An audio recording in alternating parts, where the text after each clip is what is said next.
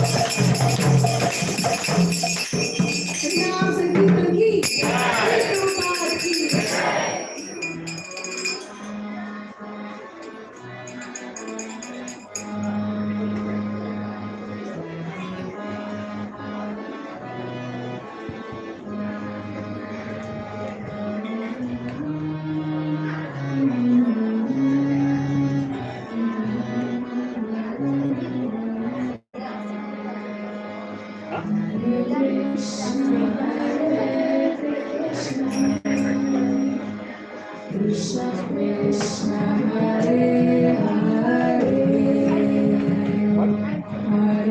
one you will get. Hold it properly.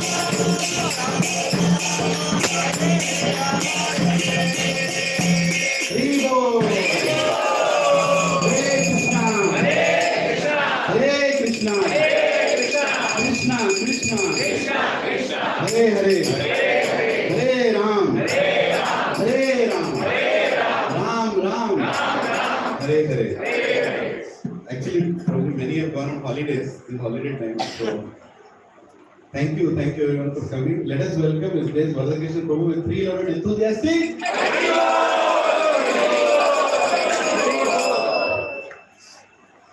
Hare Krishna. So it's been close to a year that we have opened this place, and Varada Krishna Prabhu was actually supposed to come on the inauguration.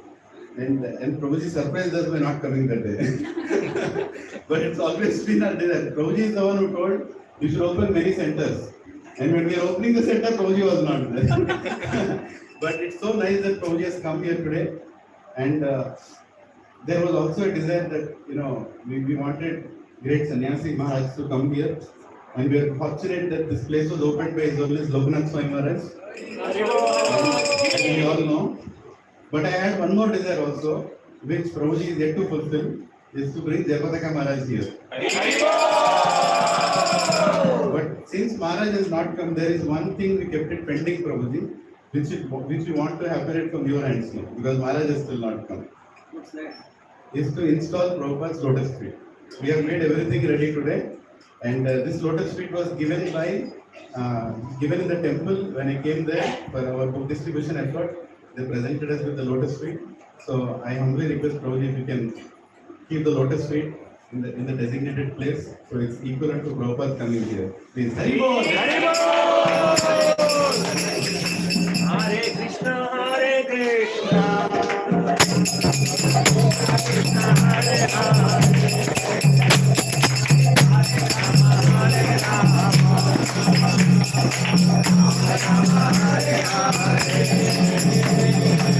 Hare Krishna, Hare Krishna, Krishna Krishna, Hare Hare, Hare Rama, Hare Rama, Rama Rama, Hare Hare.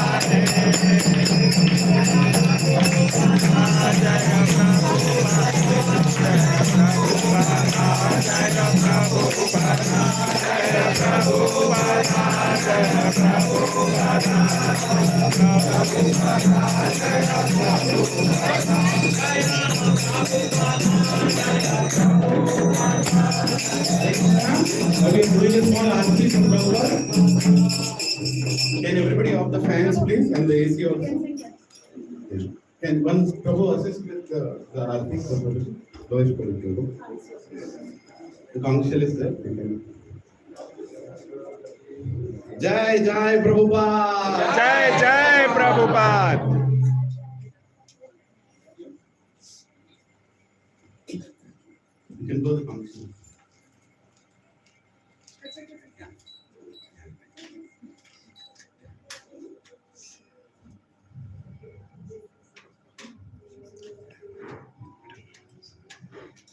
So everybody, when we come to the center, we first pay obeisance to the lotus feet of Sri Prabhupada, and then we get started. Hari Bol. Shri Guru Hare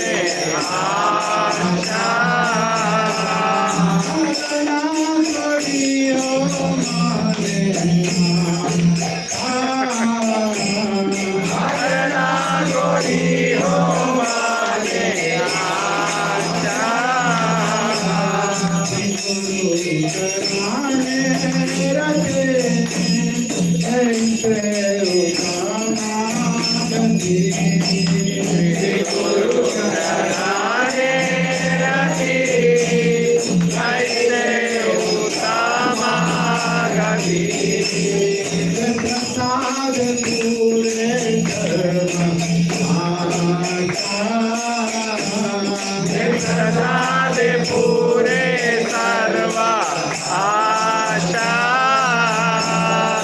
प्रसादे पूरे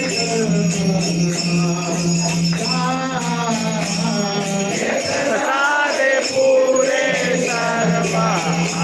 आशा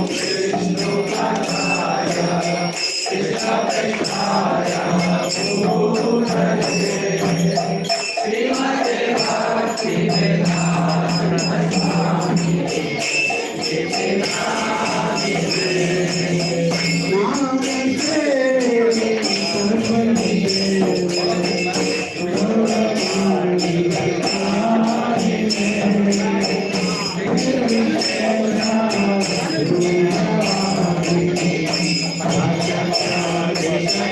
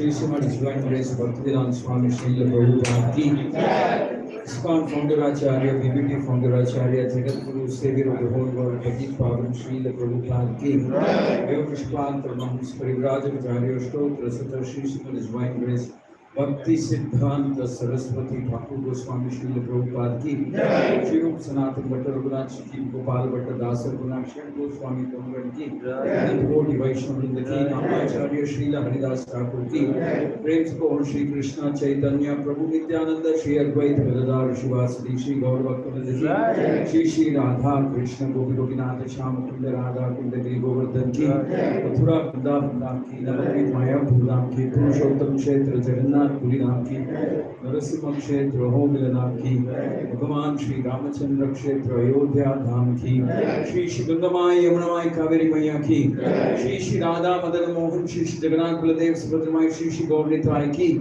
नाम संकीर्तन महायज्ञ की निताय गौर प्रेमानंदे all glories to the assembled devotees, all glories to the assembled devotees, all glories to the assembled devotees, all glories, all glories, all glories to Shri Guru Gauranga and Srila Prabhupada.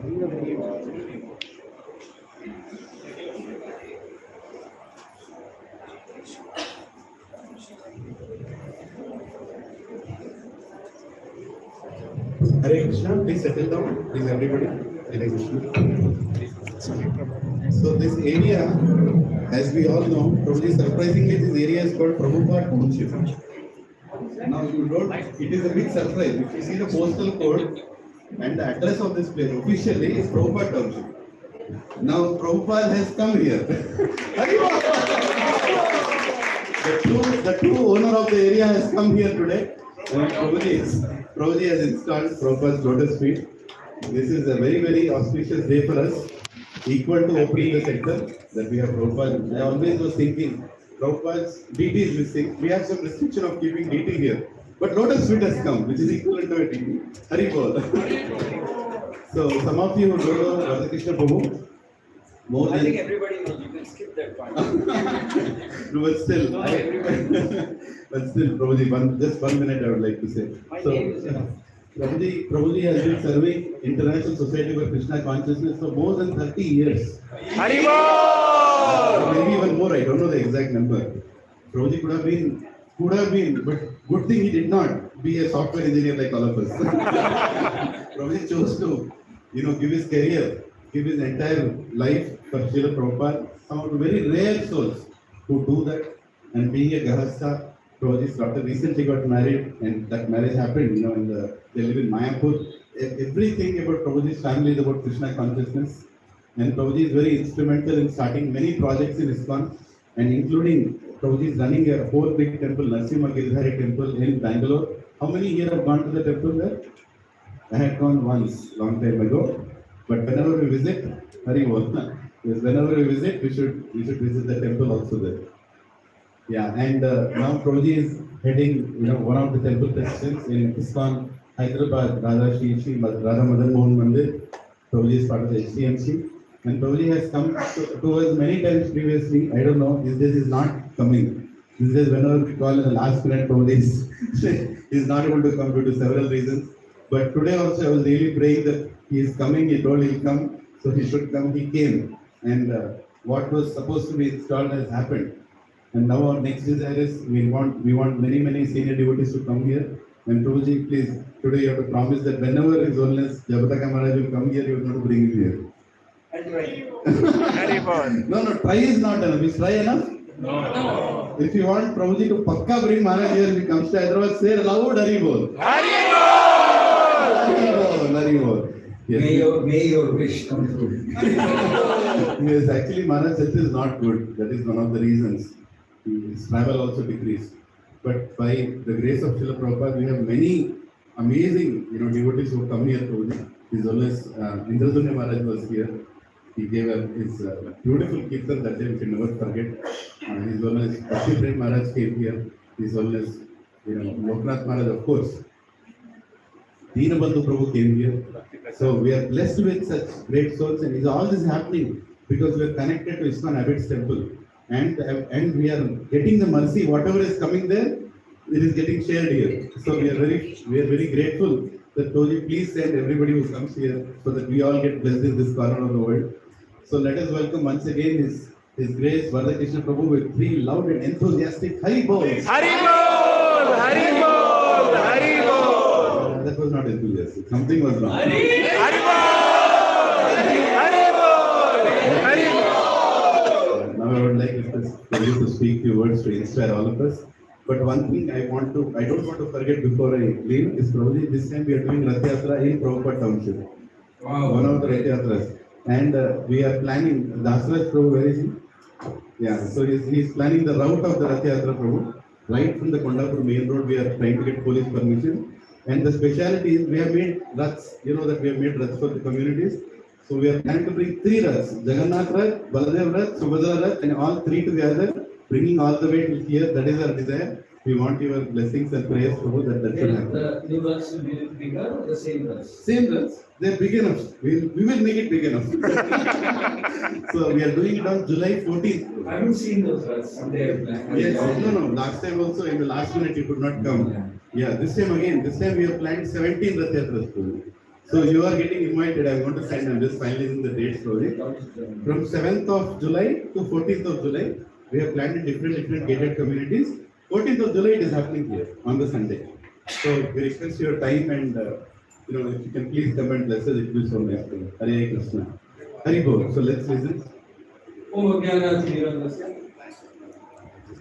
Please. Go ahead.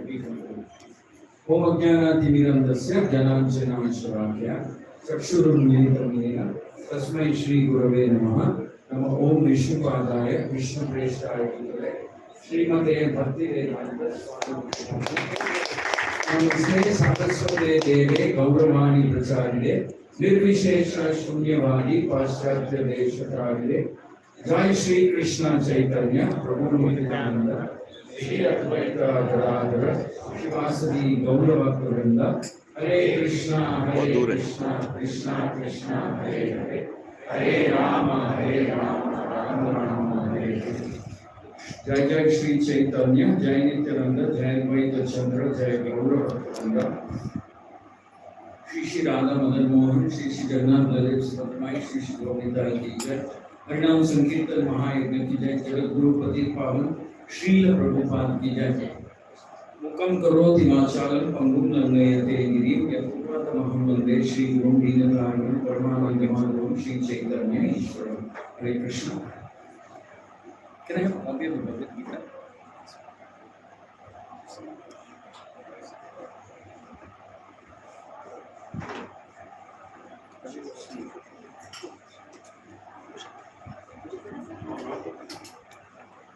Yeah. Do you need the no.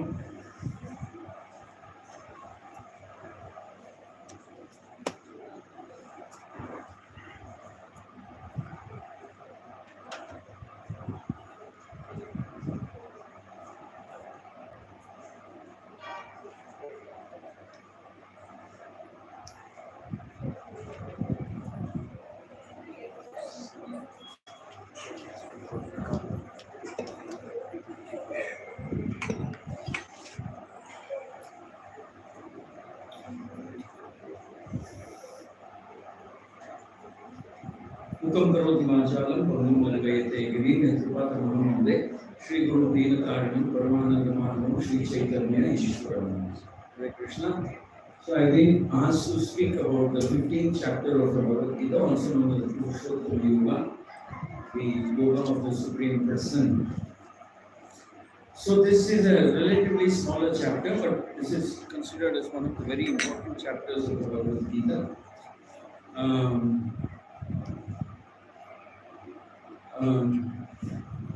It's a little, I mean, as you read along, you will understand why this is a very special, very unique chapter.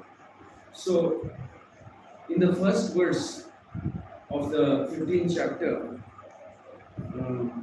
Shri Bhagavan Uvacha Urdhva Moolam Adashakam Ashwattam Prahurabhyayam Chandamsi Yasya Parnani Yastam Veda Savedavid. So it said that this whole material creation is compared to an upside down banyan tree, Ashwatha banyan tree. The roots are up and the branches are down. So Prabhupada sometimes says this is the meaning of saying that this material world is a perverted reflection of the spiritual world. It's an inverse reflection of the spiritual world. So here we see that the roots go up and the branches go down. This, you could say, Krishna is in a metaphorical way explaining what is the spiritual, what is the material world vis-a-vis the spiritual world. And in the very next verse, Krishna is saying that Adaschodvam Prashuddhastasya Sakha Gunapravruddha Vishaya Pravala Adascha Mulani Amushantatani Karman Vandini Manushya Loke. So in the second verse of the 15th chapter, Krishna is further elaborating that he says something interesting. He says that the branches of this tree extend downwards. The branches of the tree extend downwards, they go up, and some of them go straight across like that. So, Bhaktivinoda Thakur writes a commentary on the 15th chapter. Bhaktivinoda Thakur writes that the branches that go down are branches which are associated with among the three modes associated with the word Tamaguna, ignorance. The branches will go straight up. Straight are Rajaguna, representation of Rajaguna. The branches that go up are Sattva-guna, representation of Sattva-guna. Now, here you have a tree which has branches, which some of them go up, some of them go down, some of them go straight. And Krishna is explaining that, Bhaktivinoda Thakur is explaining that they represent each, the ones that go up, Sattva-guna, go down, Tamaguna, ones go flat across, are representing Rajaguna.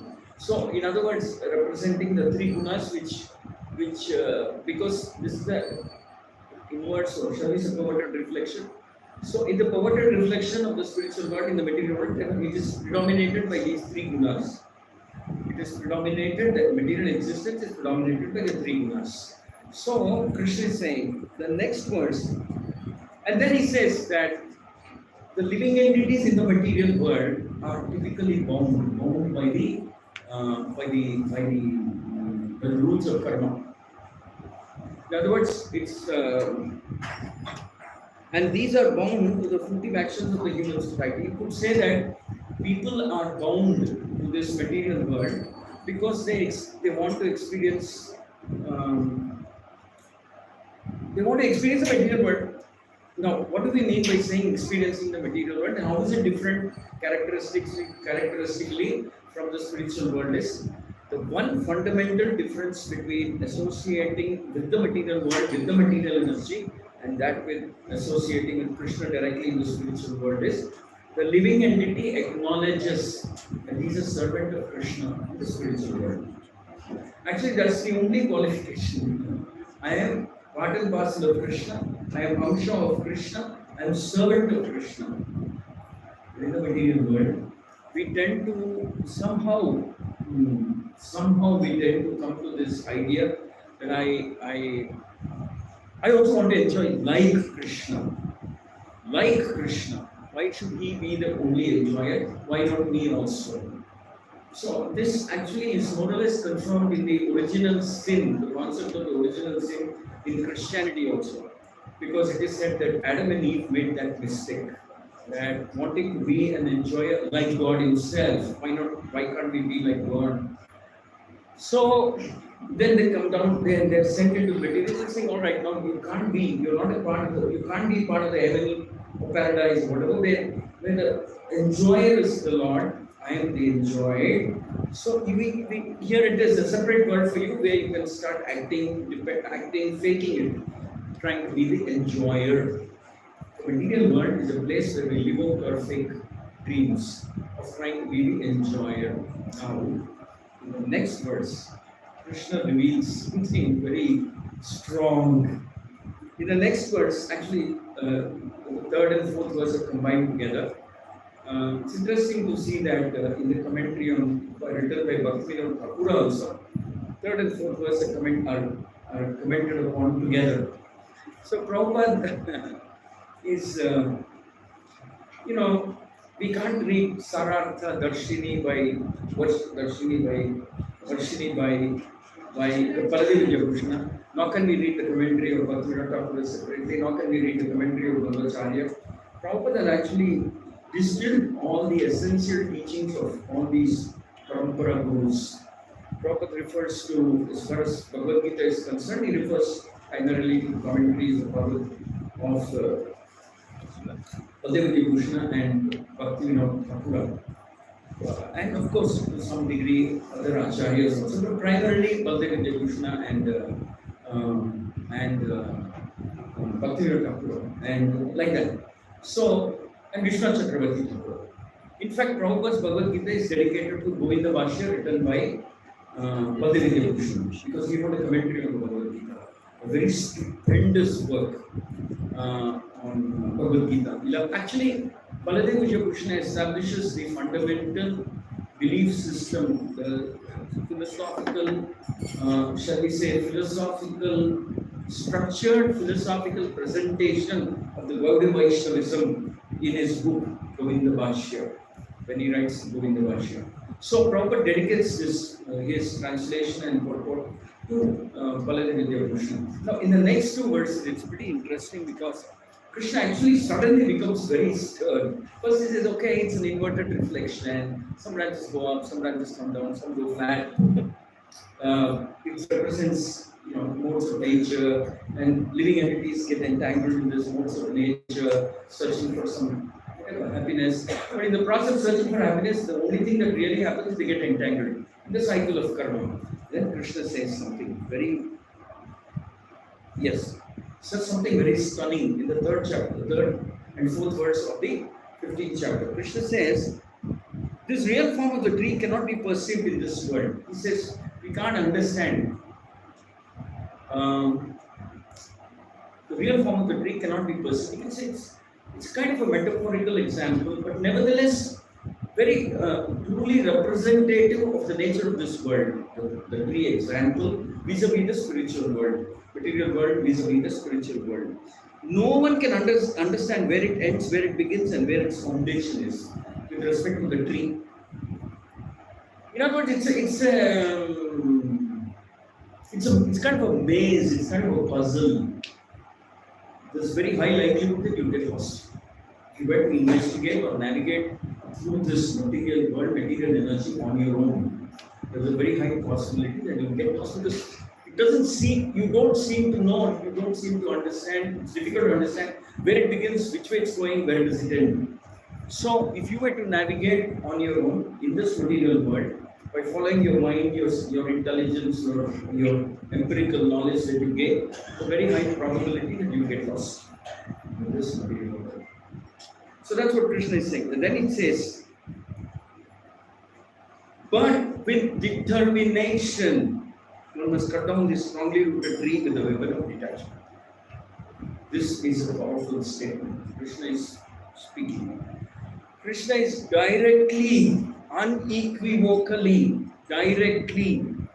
It really can't be more direct than this. He's saying, use the weapon of detachment to chop this tree of illusion. Shall we say tree of bondage, or shall we say the tree of which is a reflection of the spiritual world. In other words, Krishna is saying, chop it with the weapon of detachment. So, thereafter one must seek that place from which, having gone, one never returns. And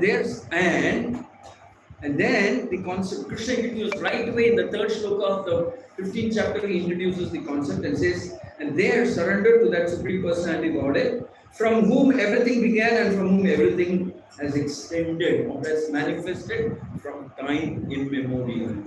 So, if you were to summarize the content or translations of verse number 1, 2, 3, 4, okay, it's an inverted banyan tree, roots up, branches down, branches going in different directions. You can't figure out easily where it begins, where it ends, where its foundation is. You can't figure out. Chances are that if you were to navigate on your own without the help of see, what does it mean to navigate through this material world, the world of karma on your own? It means follow your mind, follow your karmic instincts, follow your urges of your senses, follow your karmic instincts, follow the urges of your senses. And if you were to do that, there's a very good chance you'll get lost or you'll get bound. That's called bondage. You'll get bound to this material energy. So Krishna says, the only solution the only effective solution that I can see is, and Krishna explains, if you want to go back to that place, that land from which you will never return, you should use the weapon of detachment and cut through this tree, cut through this forest. So Krishna is very direct and blunt. He's saying, use the weapon of detachment, cut it. And then Krishna says, then in the third verse he says, Yasmin katana nivartante bhuyah tam eva chadyam purusham prapadye yatham pravritti prashrita purani tatham padam tat parimargitavyam. See, Krishna says in the fourth and third and fourth shloka, it says, and then when you use the weapon of detachment and cut through this tree, you go to a land from which you don't come back. It says here, having gone, one never returns there. Two things, use the weapon of detachment and then exercise surrender to Krishna. Now what does one do? What does that mean? Surrender to Krishna is, go back to Krishna and say, I'm not able to figure out. I don't know where this tree is starting. I don't know which way it's extending. I don't know its foundation. I'm lost. I'm lost. I am being pushed by the urges of my senses and the urges of my senses and my karmic inclinations. Karmic inclinations means wanting to do something with the idea of benefiting. Karmic inclination is wanting to do something with the idea of enjoying the fruits of that action. Wanting to do something with the idea of enjoying the fruits of this action. So Krishna is openly advocating for Arjuna, surrender, use the weapon of detachment, then you come to me, come to that land from which you don't return. Interestingly, Bhaktivinoda Thakura translates this point about come to me, come to me and my land or my place from which you don't return. Interestingly, Bhaktivinoda Thakur translates that and says, you achieve a type of happiness which does not diminish. Interesting, right? Bhaktivinoda Thakur in his commentary, he translates this point as you come to a particular level of happiness when you exercise detachment and when you surrender, from which you don't return from. A type of happiness, blissful attainment from which you don't, what's the right word? You don't, I mean, it's always there with you. It's there for good. It doesn't diminish, it doesn't shrink. It's there for good. So Bhaktivinoda Thakur translates that into us. He gives it a little, what shall we say, a unique way of presenting. Come to me and come to that land from which you don't return. In other words, Bhaktivinoda Thakur is saying, achieve that kind of a purity or happiness from that which does not diminish. So that's third and fourth verse. Now, in the fifth verse, here, Krishna is further clarifying what it means to use the weapon of detachment. What is it you have to detach yourself from? What does it mean? So it's not a vague abstract instruction. No, use the weapon of destruction. Use the weapon of renunciation, detachment. Now Krishna is explaining to make things even more clear to Arjuna what is it that we have to detach ourselves from? Krishna is saying, in the next verse, he's saying, those who are free from false prestige, illusion, false association. So that means become free from prestige. The word used for prestige, false prestige is mana, moha, illusion, having conquered, sangha dosha, faulty association. So use the weapon of detachment means cut yourself off from faulty association. Now, how would Bhaktivinoda Thakur, for instance, define faulty association? Bhaktivinoda Thakur, the Acharyas describe faulty association is that association which directly or indirectly takes you away from the fundamental belief that you are serving Krishna. In any way that takes you away from a fundamental belief, no, I can't say belief, a fundamental truth that you're a servant of Krishna. It's not a belief. It would probably be wrong to say this is a belief. This is the truth. This is the eternal truth of the nature of the living entity. So any association which tends to corrupt, dilute or distract you from your understanding that I am a servant of Krishna, from this realization and from this accepting this truth, I am a servant of Krishna is false association. And then prestige and illusion, mana, illusion, moha. Now, what is this prestige and illusion that is being described here? Bhaktivinoda Thakur says that Bhaktivinoda Thakur actually gives a little more elaborate explanation than Srila Prabhupada has done here. A little more elaborate, but Prabhupada has actually captured the summary of that. Bhaktivinoda Thakur talks about the material energy having two dimensions. That is a dimension of,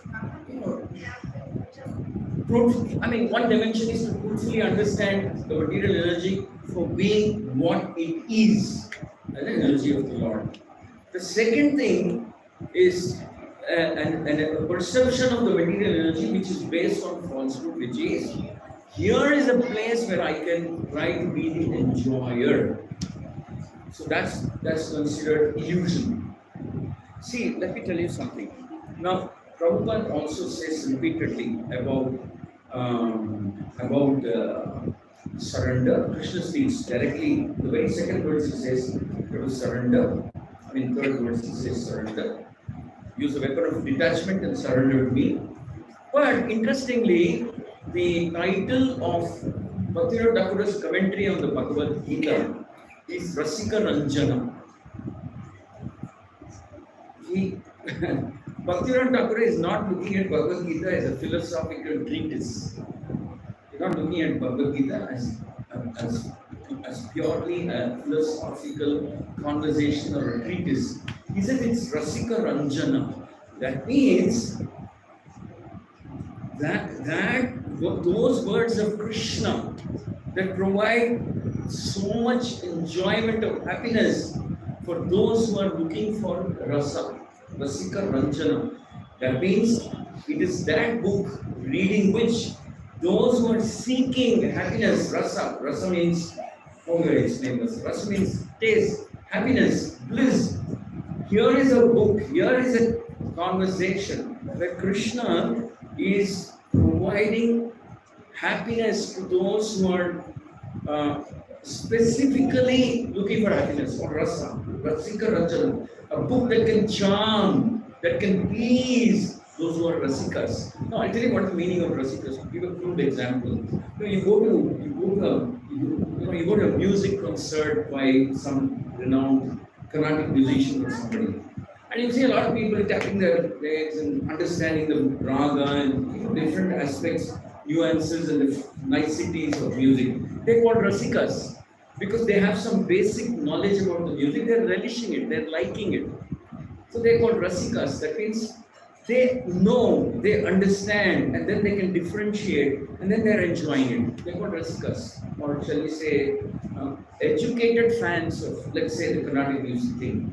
But here, Bhaktivinoda Thakur is saying, this Bhagavad Gita, the conversation between Krishna is actually providing through his words a special type of happiness to those who are knowledgeable, who are rasikas, who are followers of the path of happiness, followers on the path of those who seek happiness. Rasika Ranjana. He entertains them. These conversations. So, Bhakti Thakur elaborates a little bit. We'll talk about it in some time now. So,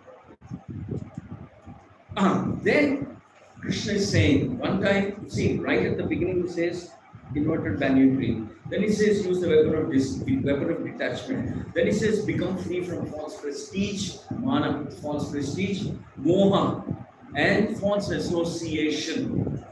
Now,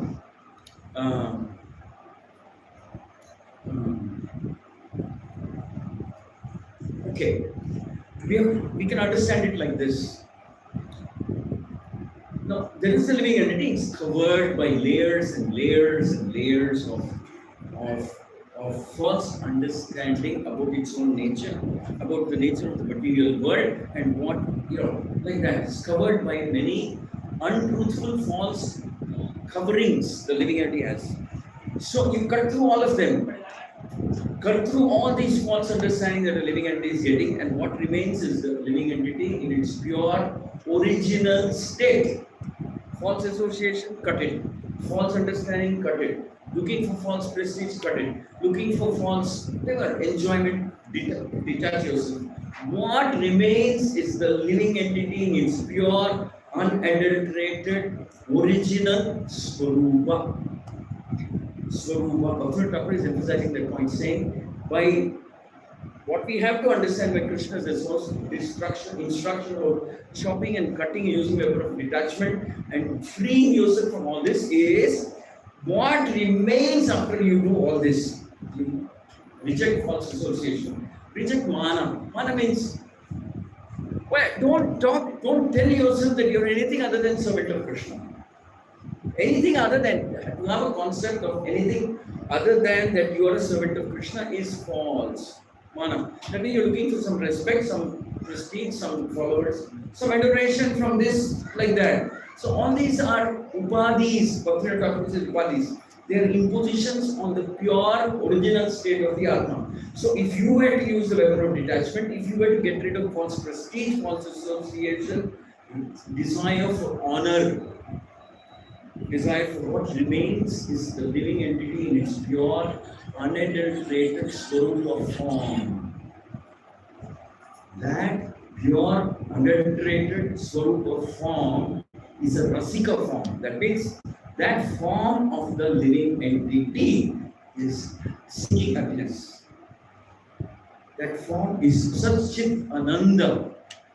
So that form of the living entity is always seeking happiness. Then Bhakti Thakur says, this conversation between Arjuna and Krishna is actually designed to show the way to become happy, to show the way to become happy. Like I mentioned in the second verse, where Bhakti Thakur says to go back to the spiritual world means to attain a state of happiness and bliss and rasa that does not diminish. So Bhakti Thakur says, detachment, give up false prestige, false association, false looking for false moha. Moha means illusion. Illusion also means to believe that somebody other than Krishna can give you happiness. That's illusion. According to Prabhupada, according to Krishna. To believe that somebody other than Krishna can give you happiness is illusion. Or some activity other than performing bhakti will give you happiness is also illusion. 15th chapter is not an ordinary chapter. To believe that something else other than bhakti will give you happiness is illusion. To believe that someone other than Krishna is the source of happiness is illusion. Because Bhakti Thakur says, he is Satchit Ananda. And so are you. But Krishna is the provider of happiness, we are the recipients of happiness. We receive, Krishna provides. So to believe that anything other than, anybody other than Krishna, anything other than bhakti will give you happiness is false. Now, anything that comes in the way of keeping that understanding is moha, illusion. is false. So Bhaktivinoda Thakur says, don't have such understanding. Don't even associate with people who want to experiment with wanting to become happy in this material world separately from Krishna, separated from Krishna. Don't even associate with them. Krishna is saying, because if you cease associating with them, you cease, you're stopping a source of illusion, you're stopping, because people tend to think that enjoyment is about possession or something in this material world. Enjoyment is about owning or possessing or something like this, or being an enjoyer in the material world, different, separated from Krishna. So Bhaktivinoda Thakur says, no, don't let that come in. There's only one enjoyer, that's Krishna. We are enjoying. Then Bhaktivinoda Thakur says, Rasika Ranjana means in its pure form. That is, in its pure, original, uncontaminated, pure form as Swarupa, as servant of Krishna. That is when the every word of Krishna, that's every word that Krishna speaks in the Bhagavad Gita, gives you pleasure. Has the potential to give you pleasure. You could say, connoisseurs of those who seek pleasure, even such people Krishna knows how to satisfy them. Actually, that's what is Krishna. Krishna is a pleasure-giving person. So 15th chapter, on the surface of it, it appears like we're explaining about the material world and so on. No, it isn't. 15th chapter, Krishna is making a fervent appeal, saying, no false prestige, don't associate with people who take you in that way. No moha, no illusion, chop all of that and use the weapon of detachment. Because, truly speaking, why does Krishna say use the weapon of detachment? Because if ever you're related to somebody in this material world, I'm not saying material world, if ever you have a relation, if ever there is a relationship that you have, and that relationship is with Krishna alone. Because Bhaktivinoda Thakur emphasizes in this commentary on the 15th chapter, the part where, when you read the later verses, you'll see Krishna is saying, Mamai Vamsha Jiva Loke Jiva Bhuta Sanatana. In other words, Krishna is claiming ownership, claiming a personal, intimate relationship. Bhaktivinoda Thakur says that that's the way to look at that verse which says, Mamai Vamsha Jiva Loke Jiva Bhuta Sanatana. Mamai Vamsha Jiva Loke. It's not that, okay, all these living entities are created and Vibhinamsha like that. No. It means we are very intimately, inseparably connected with Krishna. You understand what I'm saying? Intimately, inseparably connected with Krishna. It may appear that we are Vibhinamsha and there are certain living entities who are called Swamshas. Or shall we say Swamsha? When Bhaktivinoda Thakur uses the word Swamsha, it means Krishna and his incarnations as Rama, Narsimha, Matsya, Kurma, Rama. They're called Swamsa expansions. Just as much as Swamsha expansion of the Lord is a reality and the Lord intimately is connected with them, Vibhinamsha, that means the living entities, all of us, it may appear that by definition we are called Vibhinamsha and incarnations of the Lord are called avatars or Swamsha. But Bhaktivinoda Thakur says, potentially you are also, we also are eligible to be as intimately connected to Krishna as, let's say, the Swamsha is. You understand what I'm saying? So potentially we are also intimately connected with Krishna. Now what's bothering us, what's coming the way is moha, mana, false association and attachment to the material world. Bhaktivinoda Thakur says, Prabhupada also confirms that as long as one has any form of attachment, it actually changes the perspective in which we look at things in this world. Which is why he says use the weapon of detachment. It changes your perspective. You start thinking, oh, he or she or this or that is mine. But strictly speaking, nothing is ours, nothing is yours. We are Krishna's. That is the ultimate, highest reality. I belong to Krishna. I am Amsha of Krishna. In the 6th verse, Bhaktivinoda Thakur says, that supreme abode of mine is not illumined by the sun and the moon on fire or electricity. Those who reach it never return to this material world. Again, see, please understand that in the 15th chapter, Krishna is saying multiple number of times, those who reach me will never come back. Those who reach there won't come back. And the way to reach there is detachment. Well, when I say detachment, I don't know how to put it. When Bhaktivinoda Thakur, or shall we say Krishna says detachment, he's speaking about not detachment from Krishna. The fact is that we have become detached from Krishna because we have become attached to things other than Krishna. We have become attached to many things which is actually clouding our intimate, close, personal relationship with Krishna. It is clouding, covering, so much so that we're not even able to perceive that I am connected with Krishna in a very intimate, loving way. And I tend to think that even when I begin my spiritual life, for me, Krishna is a very distant entity. I have to work my way back to him, and then maybe one day Krishna will accept me. No! Krishna has already accepted you. There's no such thing as Krishna not accepting you. There's no such thing as you being separated from Krishna. You are feeling like that because false prestige, mana, your falsehood, you have false beliefs, and you're having moha, illusion, and you're having attachment. So the moment we cut all this, then you start understanding, actually, yes, I belong to Krishna and only to Krishna. So the 15th chapter of the Bhagavad Gita wants to establish this principle that we belong to Krishna. And the way to understand and realize, accept it is detach yourself from the material world. Everything, so that the living entity can experience its Swarupa, uncontaminated Swarupa. Swarupa means uncontaminated, of course. Uncontaminated Swarupa as Amsha of Krishna. As Amsha of Krishna. So again, Krishna is saying, once having come to that understanding, you won't go back to this material world. Because material world separates you from me, takes you away from me. It confuses you, it bewilders you. So much so that you turn against me or you turn away from me. So, having exercised a bit of detachment and no illusion and good association, etc., you come to that point, you come to a particular state where you start realizing that you're an inseparable, intimately connected part of Krishna, Amsha of Krishna.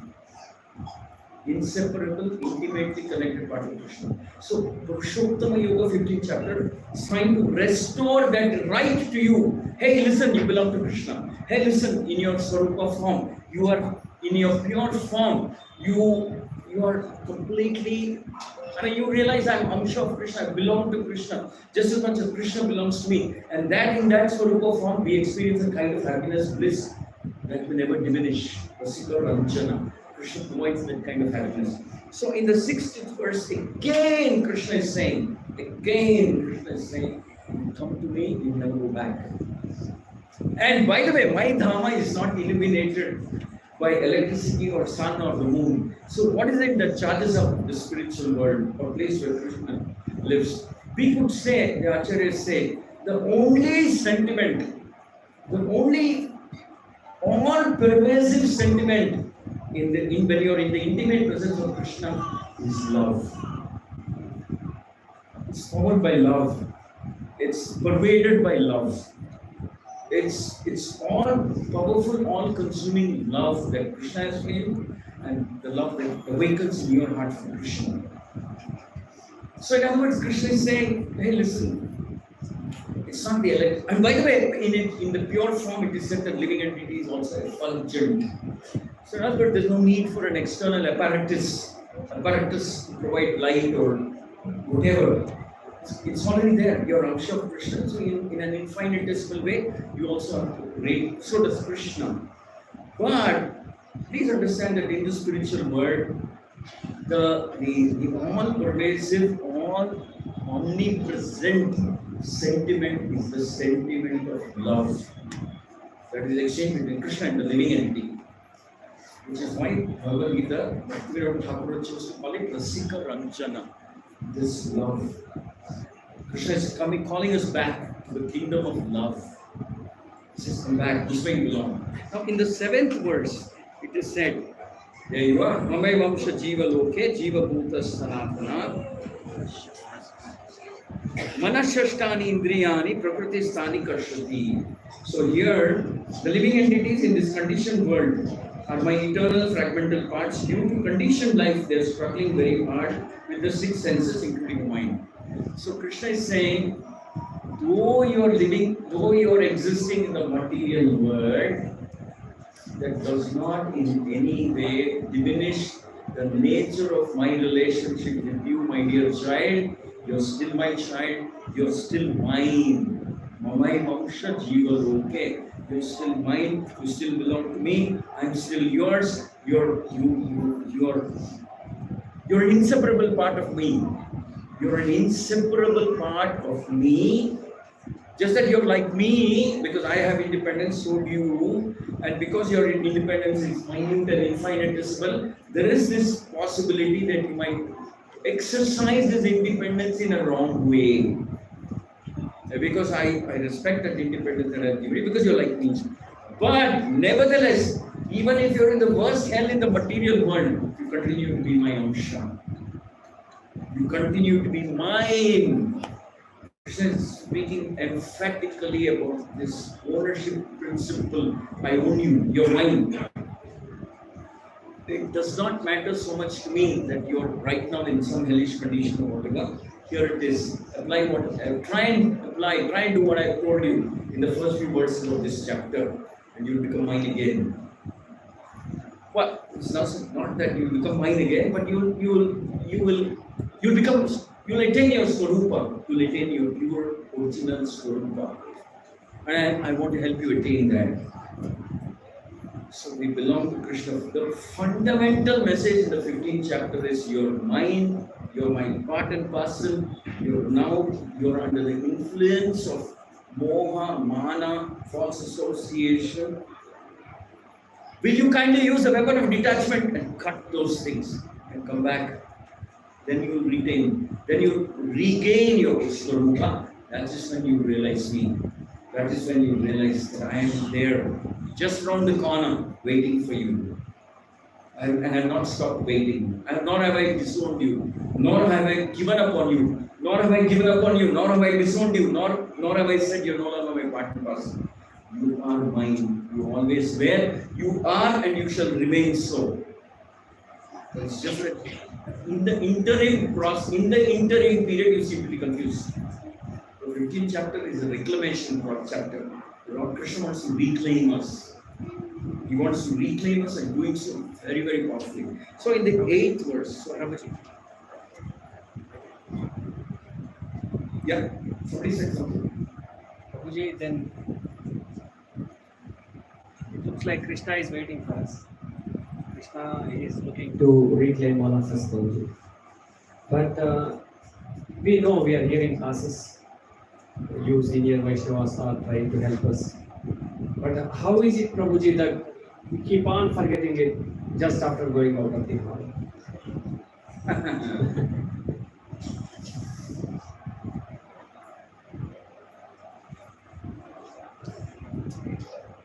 See, the problem is this.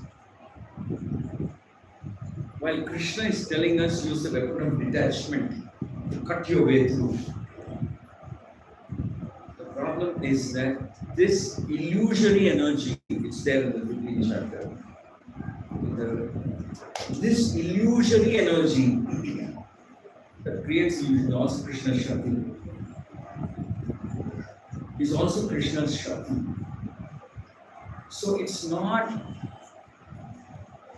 it requires some determination, some persistent efforts to get over it. Because what's that verse? Mama Maya Duratyaya. Vaiviyeshunamayi Mama Maya Duratyaya. Krishna says it's a very slippery thing, this Maya of mine. If you think you've mastered it, you've understood it, that's the first trap. That means you're not even bigger to understand what Maya can do. Actually, Krishna says Mama Maya Duratya. It's not so easy to overcome. But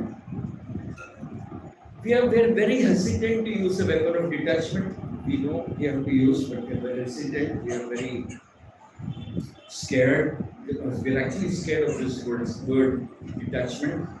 Oh my God, how can I give up? Why should I give up? What will happen to me? Who's there to take care or something like that? We're all scared, you know. So the process of bhakti is there.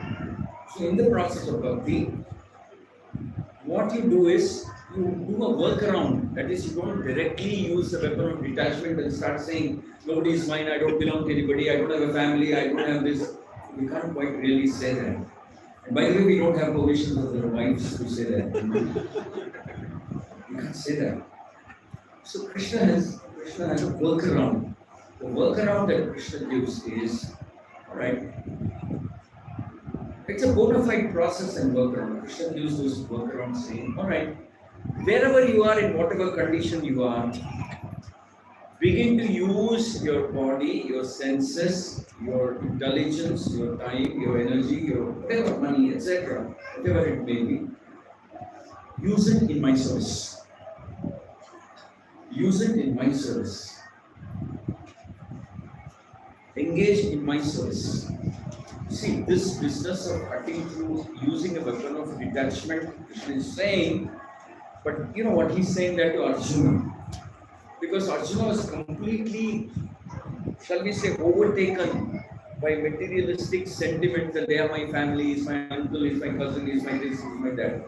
Krishna says, okay, I've got enough of that. Now please, let's get some clarity of where we are and what kind of situation we are in.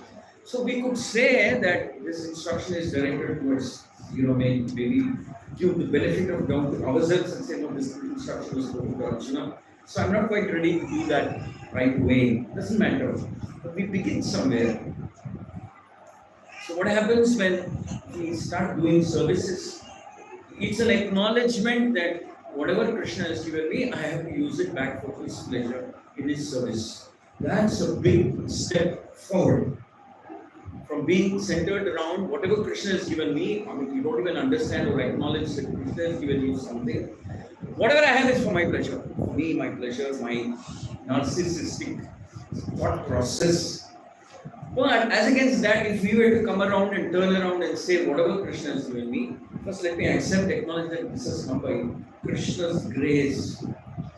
I could have been much worse off than what I am today, but it's simply the mercy of Krishna, the Vaishnava, the Guru, my forefathers, whoever somebody has blessed me. And also I'm endowed, I'm like this, and so on. So let me start using this also for Krishna's pleasure. I'm not saying exclusively, that's another big ask. Not everybody is ready for that. So let me at least begin by offering some time of my life, some energy, some intelligence, some money, something, and offer it for Krishna's pleasure. So that's how the process of detachment starts, by offering it to Krishna. Now, one is the Nivrutti Marg, which means mercilessly cut down all your risk. Actually, in the evolution of the Atma in this Varnashrama system, that's called Vanaprastha. Vanaprastha means you just force yourself to give up, that's it. You've had a long innings, time you retire. So Vanaprastha is exercising the weapon of detachment, giving up, going to some place where you're unknown or something like that, make a new beginning as a servant of Krishna. You may have been big, you may have been powerful, you may have been so many things in your previous life before you take Vanaprastha, but give it up. See, please understand one thing. We have to learn the art of cutting down, giving up. Anyway, we are going to be cut off from everything that belongs to us, or whatever we perceive or believe that is ours. We're going to be snatched away from that anyway. So actually in the 15th chapter in the commentary, it's mentioned that this process is attractive to those who make decisions based on knowledge. Krishna says, you belong to me, so it's knowledge. There are people who can make tough calls, take a tough call, make a tough decision based on knowledge. But not everybody is like that. Some people take the slower process, but we need to begin somewhere. That is, we need to begin by offering something to Krishna. Some time we chant, we do seva, we come to the temple, we hear, there's so many plans. You want to do 17 Rathayatras. Plug into one of those things and offer your intelligence, offer your time. And then, at least for that duration of time when you're serving Krishna, you belong to Krishna. Now, so this devotional service or service to Krishna is reciprocated. Krishna reciprocates. And how does he reciprocate? He reciprocates by giving you the kind of happiness that you have not tasted in the material world. Vanchana. He uses the kind of happiness that you have not tasted in the material world. And slowly you will start liking it. And slowly you will want to do more of it. And without your knowledge, you actually become attached. Maya has its way, Krishna has his way too. And of the two, you know who is smarter. Any doubts about that? You know who is smarter. So you go back to Krishna and say, I'm scared when I read things like this. But I understand I have to, I can't take decisions purely on knowledge. Duryodhana confesses, not Duryodhana, Dhritarashtra. He listens to Vyasadeva, he listens to Vidura, he listens to Bhishma, he listens to Dronacharya and says, everything you say is perfect. Everything you say is so nice. Everything you say is so inspiring. But when I think of my son, I become weak. I become very weak. So what can I do? So, I can't take that as an excuse. Same problem, Guru. The question is actually the same. So, yes, and yeah. When you know a lot of things, when the provocative situation comes on some things, you can get deviated. You can go growing the knowledge. Everybody go in the street. Yeah, you all come in the front. I tell you a small joke. Like this, there was a program, I don't know where, maybe Bangalore or something. So, Guru Maharaj was addressing the class. So every now and then we were gesturing, please come in the front, and people were, they were coming in the front. So Guru Maharaj said very cheekily, he said, you can come in the front. Don't fear, I am a vegetarian.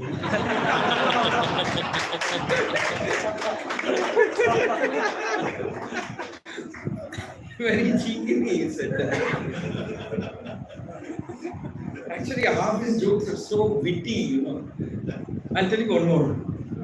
I walked into his room one day, and then everybody looked at each other, all the servants. And Guru Maharaj looked at them and smiled.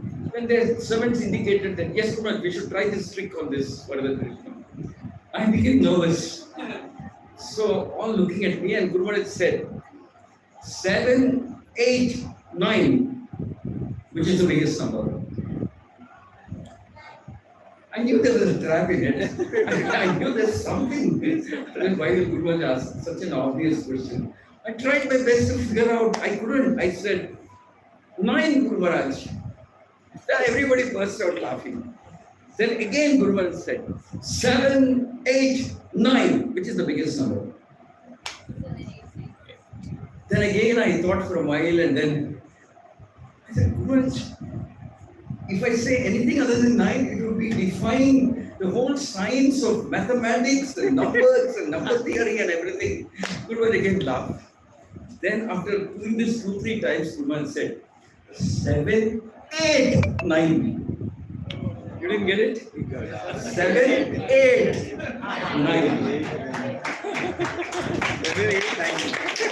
8, 9. मतलब 7, 9 number को खा लिया.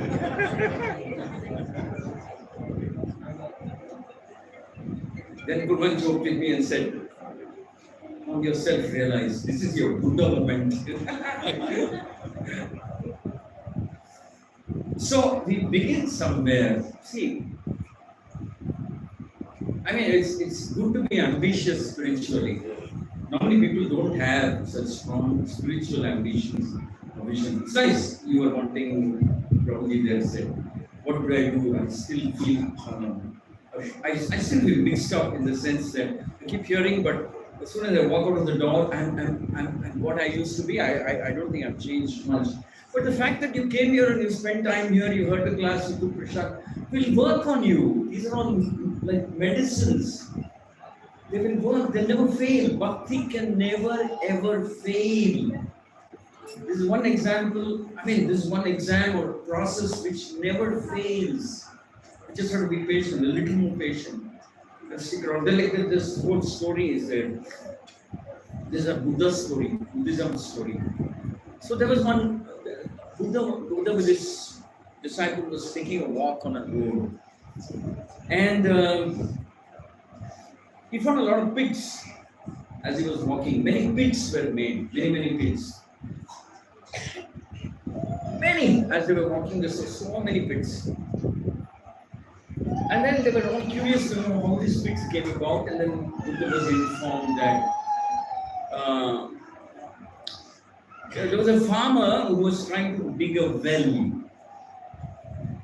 But he never, he just dug 5 feet, 10 feet, 20 feet, and didn't get water, then moved on to the next one, moved on to the next one, moved on to the next one.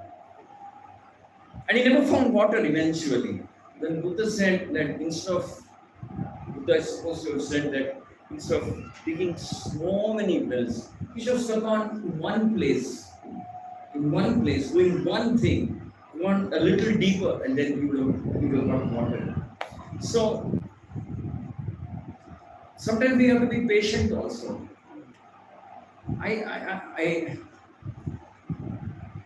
See, there are living examples of transformation. You ask yourself one question: what would you have done on a Sunday evening had you not been a devotee? And what are you doing now today? What would you have eaten on a given day had you not been a devotee? Don't mention. Just try and remember next one. Don't even remember. So, you change. So change is happening. There's no way, in this process, there's no such thing as change not happening, transformation, except when you commit offenses. That's something you need to watch out for.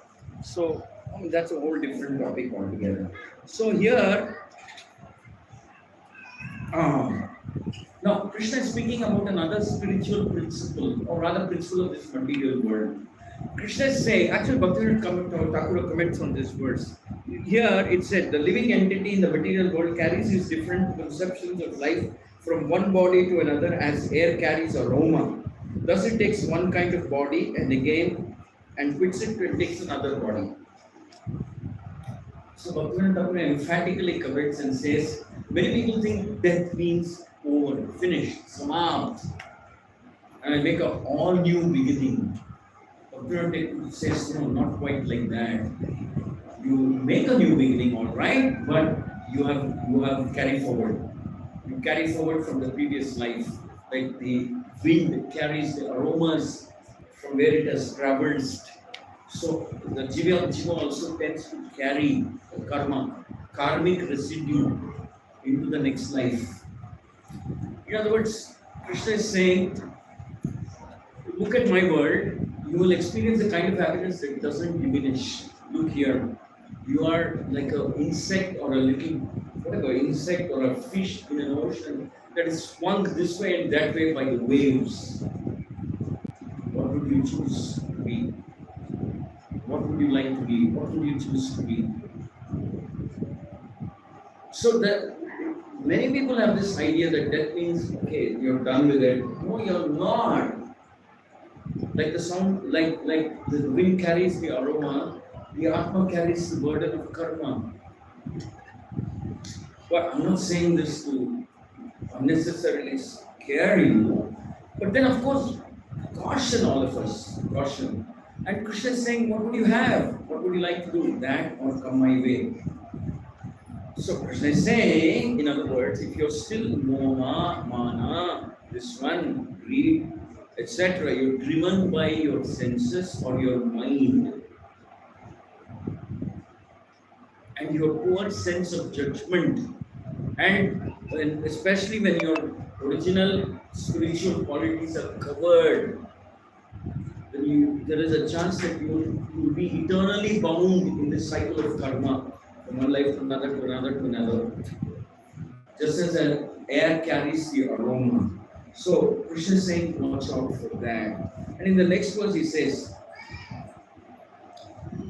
clarifies according to one's karma, whatever body one has to receive, you will receive. You will have a different shape of eye, nose, tongue, ears, face, everything. As for your karma. So the concept of karma is reconfirmed by Krishna in the 15th chapter as well. And then he says, in the 11th verse, 10th verse, he says, a foolish man cannot understand this.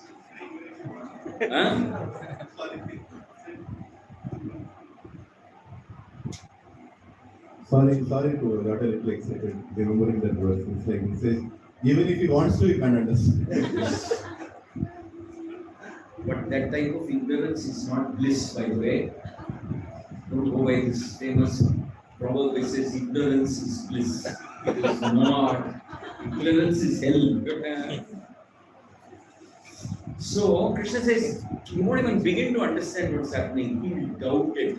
You know, how can some karma carry? How can it happen? How can that happen? Krishna looks pitifully at such a living entity and says, my dear child, I am the one who's the boss out here, not you. And I have decided it will be different. And you have a problem with that, you come back, we can discuss, but I'm not going to change it. I'll find some way to convince you that what I'm saying is the truth, but I'm not going to change it, just for your sake. So, the ignorant, Krishna says, fools, they can't even figure out what's happening. The foolish cannot understand what's happening. Yeah, Vimudaha. In the 10th verse, it is the word used is Vimudaha. So why is Krishna saying that? Krishna is saying that because, hey, listen, you may be confused, you may be victim of Maya, you may be driven by the urges of your senses. Recognize that. But by the way, don't become a fool. Don't become a fool. In other words, don't believe that what you are doing, how you are living is the way to do things. Don't become a fool. There's a better way. And I know the better way and I am ready to teach you. So, Vimudaha.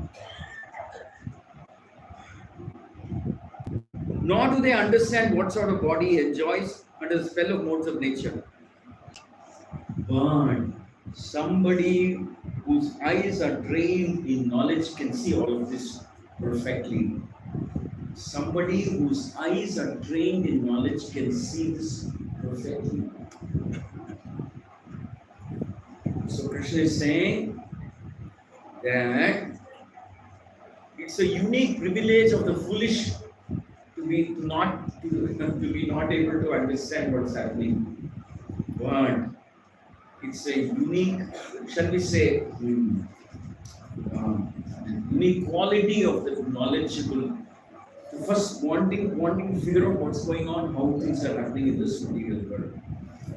So Krishna is speaking about the law of karma and says that your life, your jiva, not your jiva, you will be carried from one dimension of existence to another, like that it goes on.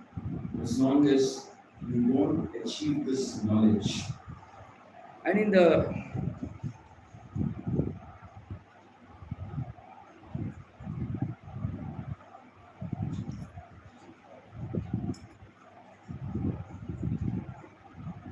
And then again, in the 11th verse, Krishna is repeating it, saying that, but those whose minds are not developed and who are not situated in self-realization cannot see what is taking place. Cannot see, cannot accept, cannot believe what's happening and what's taking place. Krishna is speaking with great compassion. He is saying they so sad that they cannot understand. People in knowledge can see clearly what's happening in this world. I am Jiva, in my Swarupa form, I am intimately connected with Krishna. And by the way, I'm even now connected with Krishna, but I don't perceive it as much as I would perceive if I were in my original, uncontaminated, pure state. I will perceive, I will see, I can feel, I can understand that I'm an Amsha of Krishna, and Krishna is my provider. Like that, I will understand. So it goes on like that. There are a few more verses. Then Krishna says, by the way, because you are living in this material world, you know what great extent I have to go to make this material world work. Because you have chosen to reject me, because you have chosen to come here, because you says that in this material world, I enter into each planet, I have to enter into each planet and see that it floats. Because you want to do your nonsense on this planet, I have to facilitate that also. So I have to enter into each planet to make it float. And then Krishna says, and by my energy they stay in orbit, I become the moon and thereby supply the juice of all vegetables. I have to become the moon, and then through the moon I provide all the energy to all vegetation in this world. So when you take that vegetation, fruits, vegetables, or whatever, your body is nourished.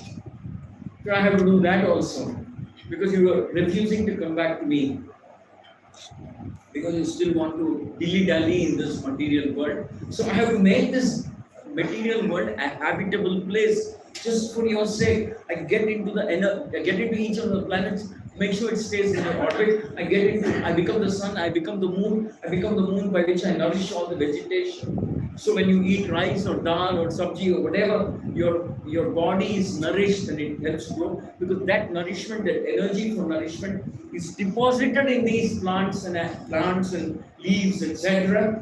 In the milk of the cow, it's by me. Krishna is saying, I have deposited energy so that you can take that and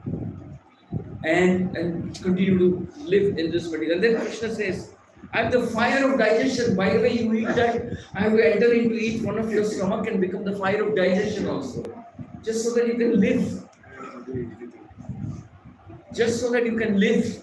I have to become the fire of digestion also. And then Krishna says, in the bodies of all living entities, I join with the life air, outgoing and incoming, and digest the 4 kinds of foodstuffs. That means you're being really mischievous and naughty. You want to stay in the material world. And in order for you to stay in the material world, live in the material world, look to what extent I have to go. I will become the sun and moon. I will get into each planet. I will make sure it floats. I become energy. I deposit my energy into fruits, vegetables, milk, and this and that. And then, by the way, when you eat it, I have to become the fire in your stomach to digest it. How much trouble you are causing me? Why don't you just come back to me? And we live in a world where there is no need for electricity, sun, or the moon, or anything. It's a world filled with happiness. Come back to me. Look, what all things I have to send. And by the way, I do all this, and I don't know if I can send you the bill for what I am doing. She says, I can't even send the bill for what I am doing.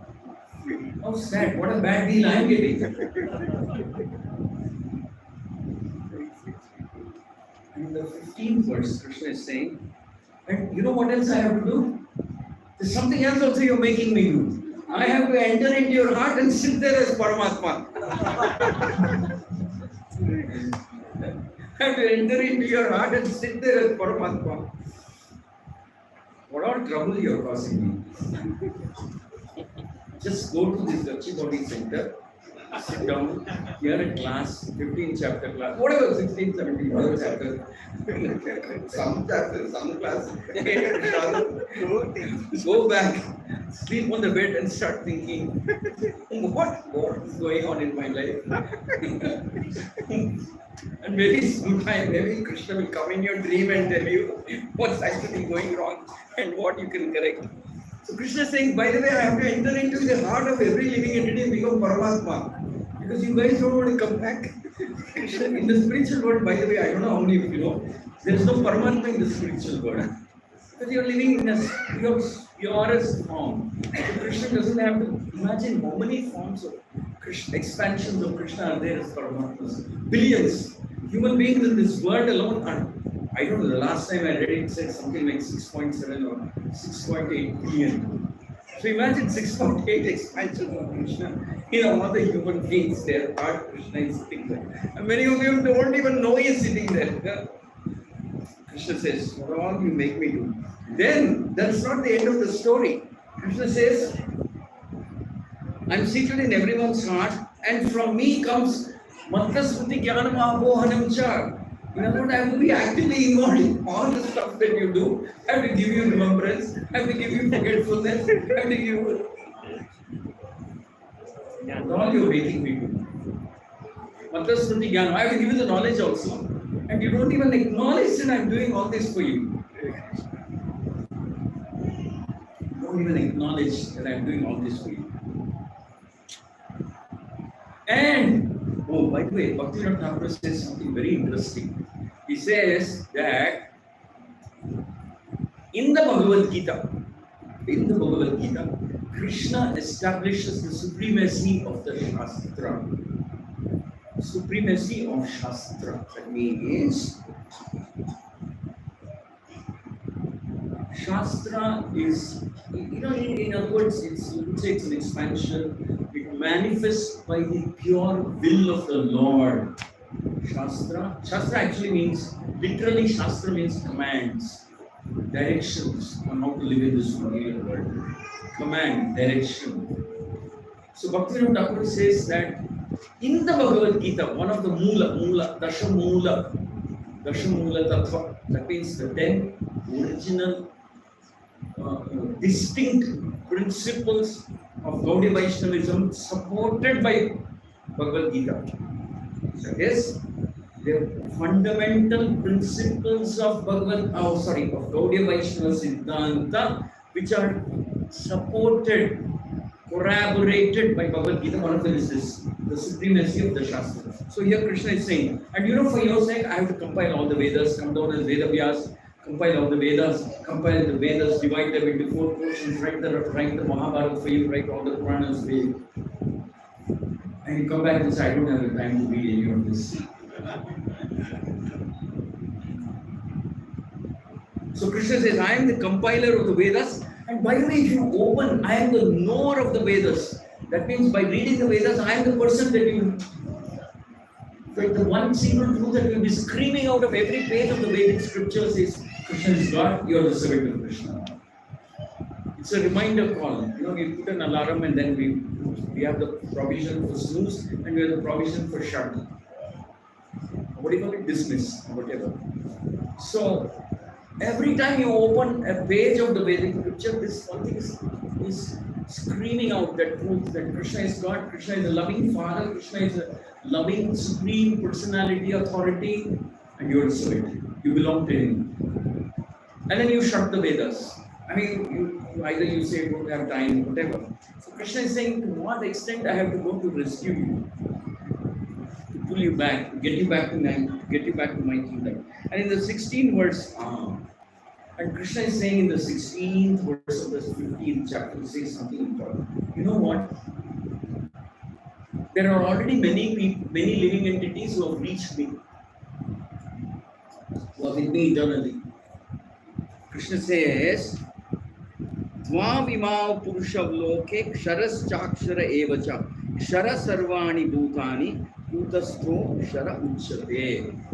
So Krishna is telling Arjuna that there are many living entities who are already liberated, who have come back to my world, to my abode, who are living with me. Infallible living entities. And you're one of those who missed the bus. Don't worry, I'll send the bus again. But please understand, you've missed the bus already many times. But I'll send the bus again. But you are the fallible living entity who's causing so much anxiety for me. Anxiety for me. I want to reclaim you. I want to take you back. And hence I'm having to do all of this. So Krishna is reassuring the living entity. By the way, many people have already come back to me. They're living with me. They're part of my kingdom. They're with me. And you're one of those who missed it out. So come back. So in the 16th verse, Krishna is saying the 2 classes of beings, fallible and infallible. In the material world, every living entity is fallible, and in the spiritual world, every living entity is infallible. That means again, Mamupetyat Kunteya Punarjanmana Vidyate. Krishna is re-emphasizing once you go back there, you become an infallible living entity. Your category changes once you go back. Your category changes. Once you go back to Krishna, you become infallible. And you won't fall again. I don't have to take so much trouble. You just become part of my, what is it, your retinue. You become a part of my family. So, really powerful messaging Krishna is trying to do in the Bhagavad Gita 15th chapter.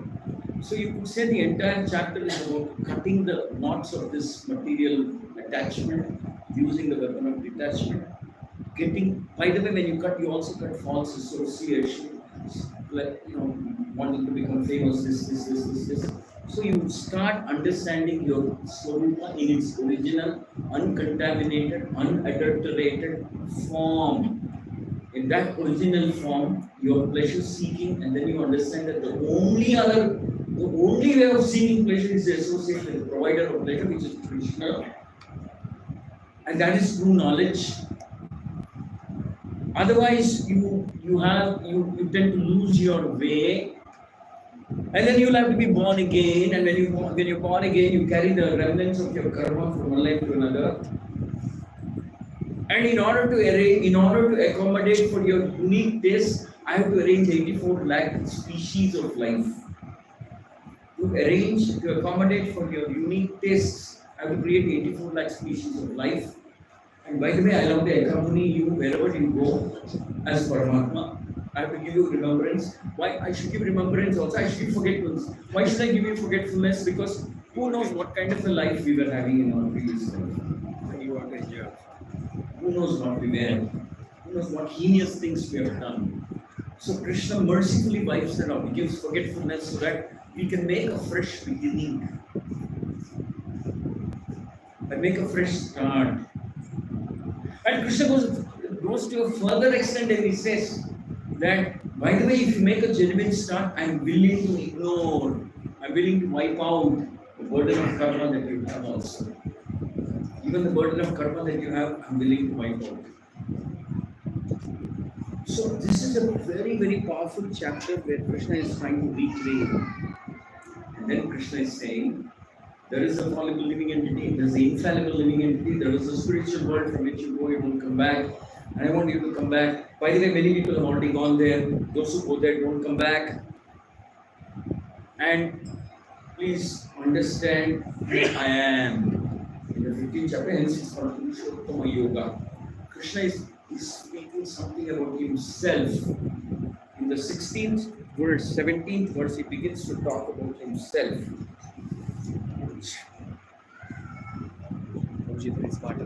Some cramps. Yeah.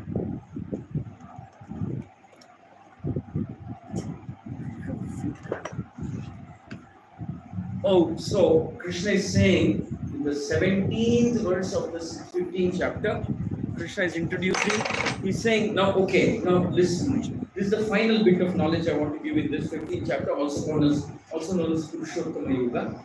Besides the fallible living entity and the infallible living entity, there is another very great living entity.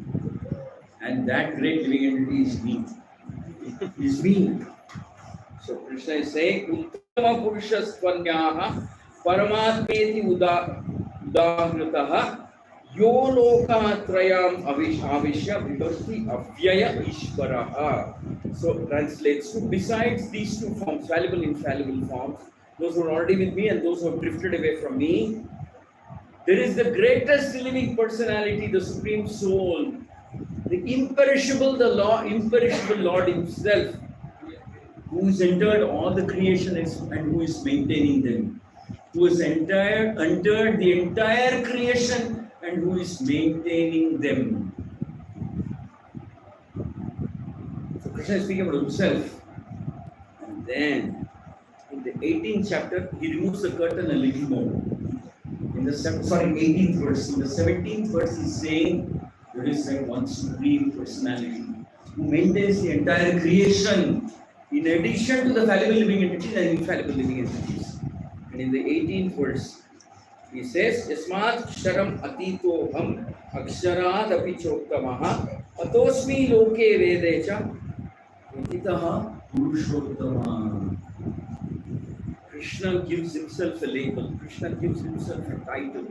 Krishna calls himself the Purushottama, which is why it's a very unique chapter, because Krishna gives himself the name by which this chapter is known. It translates to, because I am transcendental, beyond fallible and infallible, because I am the greatest. I am celebrated both in the material world and in the Vedic scriptures as that Supreme Person Purushottama. I am that Supreme Person Purushottama, who is the maintainer of all creation, who is the source of Vibhinamsha, it means that living entities, fallible or infallible, and the source of all of them. I maintain two worlds, the spiritual world where I personally reside, the material world, which is described here as a perverted reflection, where Krishna has to sustain, manage, maintain, enter into the hearts of every living entity, give the living entity memory, forgetfulness, intelligence, knowledge. He provides knowledge through the instrument of the Vedas. So directly in the 18th verse, Krishna is saying, I am that Purushottama, the Supreme Person, greatest among all living entities. Purushottama. I am a person, and by the way, I am the greatest among all living. Hence, this chapter is called Purushottama Yoga, because Krishna gives himself that title. And in the 19th verse, it is said, can you believe it? The word Purushottama repeats. The word Purushottama repeats. Here in the 19th verse, it is said, Yomam evam asummuho janati Purushottamam. Sasarvavid bhajati mam sarva bhavena bharata. Very nice verse. Actually, you could say this is the mood of this chapter. The 19th verse communicates the mood of this chapter. Completely captures the mood of this chapter. Actually, not just this chapter, captures the mood of Krishna with respect to his relationship with the material world and the living entities in the material world. With the living entities in the material world. Actually, it's a very absolute statement in the sense that it captures even the kind of relationship the living entities in the spiritual world ought to have with Krishna and the kind of relationship we ought to have with Krishna. 19th verse. Again, Krishna uses the word Purushottama. What does he say? Very nice. Krishna says, Yomam evam asammudho janati Purushottamam sa sarvavid bhajate mam sarva bhavena bharata. So Krishna is saying, all right, I hope now you're convinced. I hope you're using the weapon of detachment. You're getting rid of the association of people with illusion or moha, all those things. Then you're understanding that you're gaining this knowledge that I'm the one who's sustaining this material world for your sake. I become the sun, I become the moon, I enter into the planets and make it float in its orbit. I provide the vegetation, I provide the energy, I enter your stomach, become the fire of digestion. I become Paramatma sitting in your heart. From me comes knowledge, from me comes. And I give remembrance, Shakti, energy, everything I give. I give. And I hope you understand all of that. And if you understand all of that, this is what I would expect you to do. What do I expect you to do? Krishna is saying, whoever knows me as the Supreme Personality of Godhead without doubting. If you doubt, read the 15th chapter once more.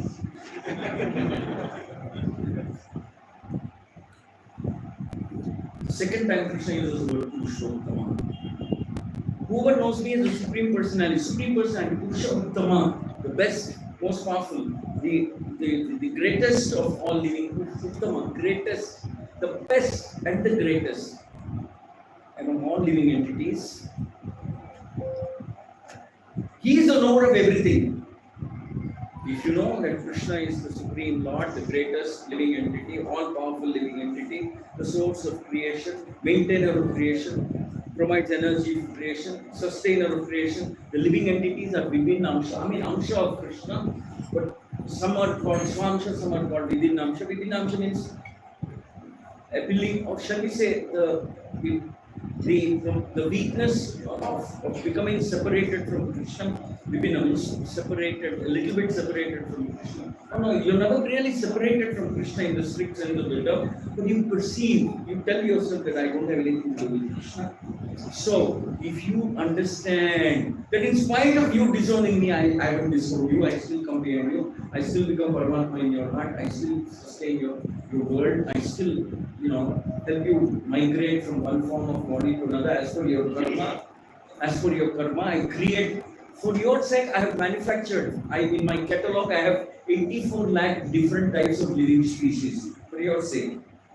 In my catalog, I have 84 lakhs different types of food. You pick and choose one of them based on your karma. And I sustain all these forms of life simultaneously because I don't know what new ism or whatever catches your fancy. I have 84 lakhs in living entities in my catalog. I mean, if you understand that all of that is happening because of me, then you accept me as a stream and you accept me as a destination. Then that's when you are supposed to be situated in knowledge. And what does a person situated in knowledge do? Krishna says, 19th verse, 15th chapter, he says, he therefore engages in full devotional service unto me. It says, Sa sarvavid bhajati imam sarva bhavena bharata. Sarvavid, knower of everything, bhajate imam, he renders devotional service unto me, sarva bhavena, in all respects. That means that person will be completely dedicated to Krishna. Sarva bhavena, that means in any circumstances, in any situation, in any provocative, whatever it may be, he will be completely dedicated to Krishna. Sarva bhavena, in all ways, he will be invested in Krishna. The only person he will invest in is Krishna. He will worship me with absolute faith and knowledge and conviction. Worship me.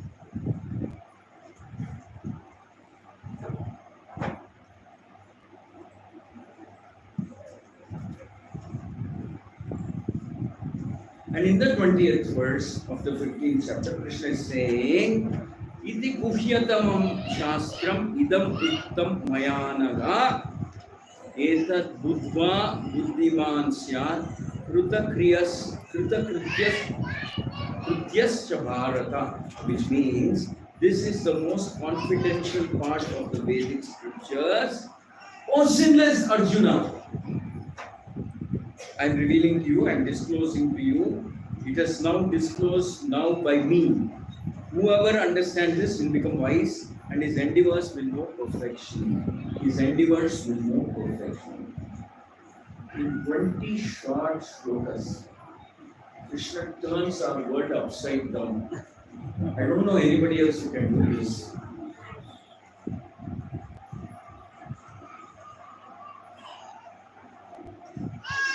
Use the weapon of detachment, cut all relations, cut everything out.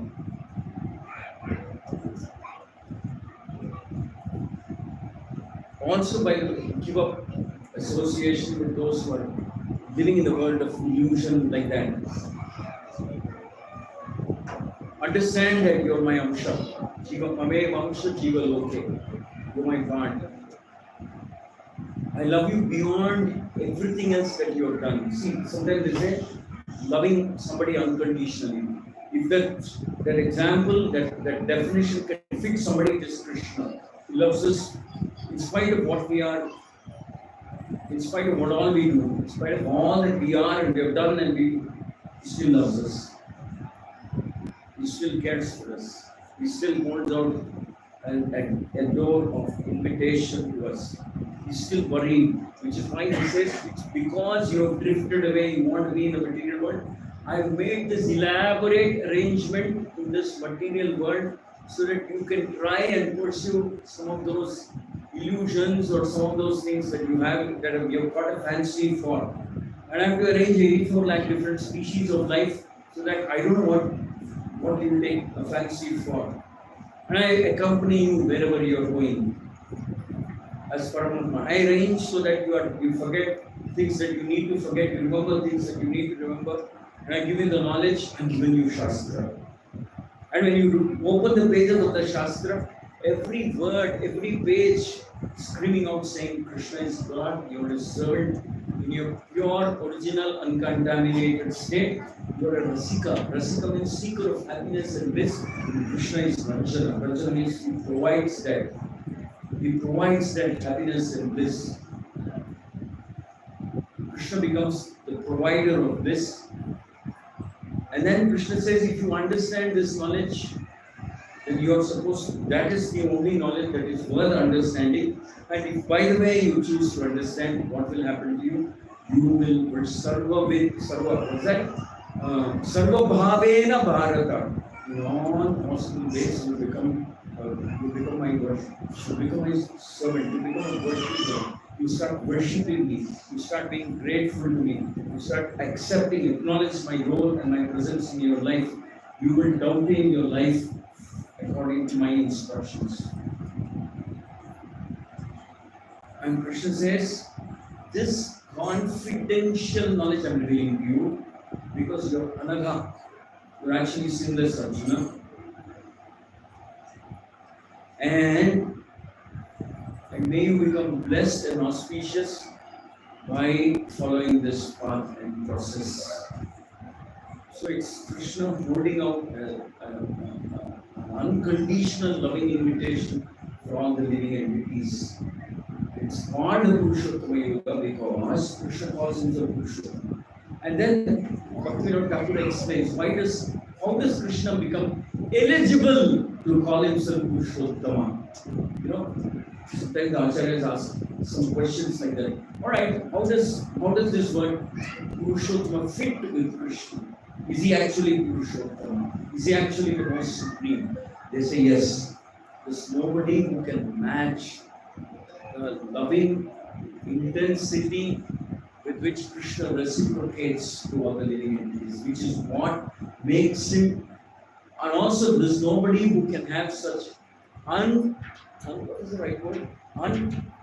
Unconditional compassion, mercy, forgiveness for the living entity.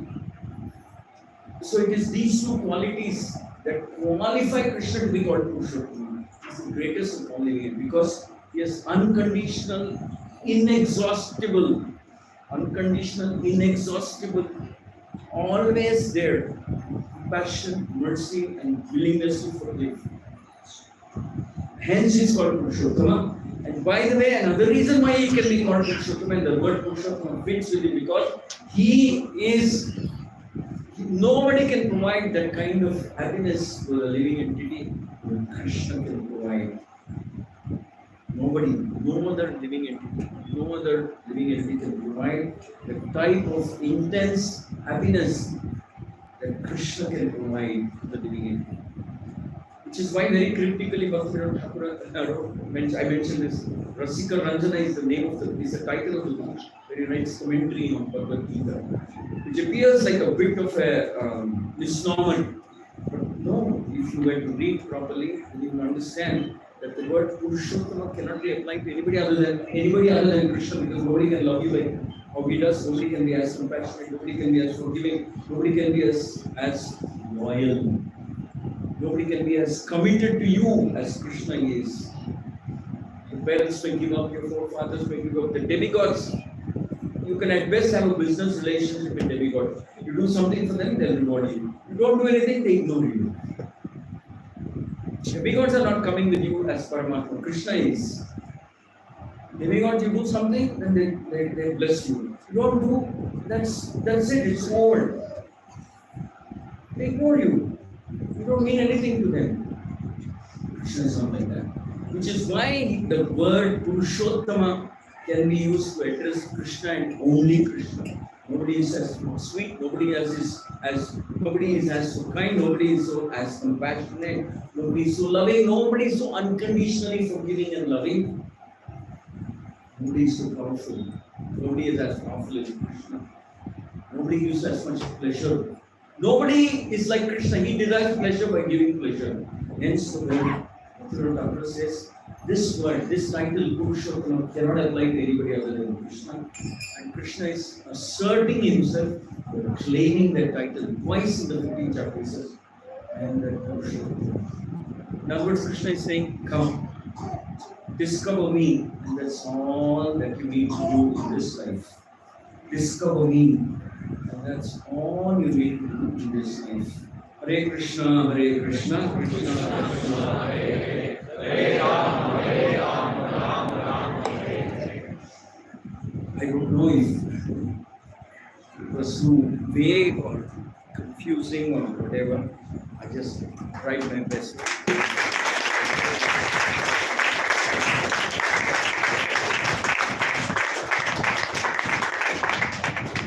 I'm a little more happier that I got the 15th chapter and not the 13th chapter that he threatened to give me when he asked me to come the last time. I understand why you came. 13th chapter is quite a googly, I mean, it's so difficult to relate to and explain like you can. Yeah, you had a question? Thank you, Prabhu. So you have really put the whole 15th chapter in such a beautiful way for us to understand. Very nice story. Thank you so much. Prabhu, in the 15:19, when Krishna was saying, whoever knows me as the Supreme Personality of Godhead, without doubting is the knower of everything. So, as sadhakas, where do we stand today in that context? Because as sadhakas today, we understand Krishna as Supreme Personality of Godhead, but we are still not at the stage of self-realized stage.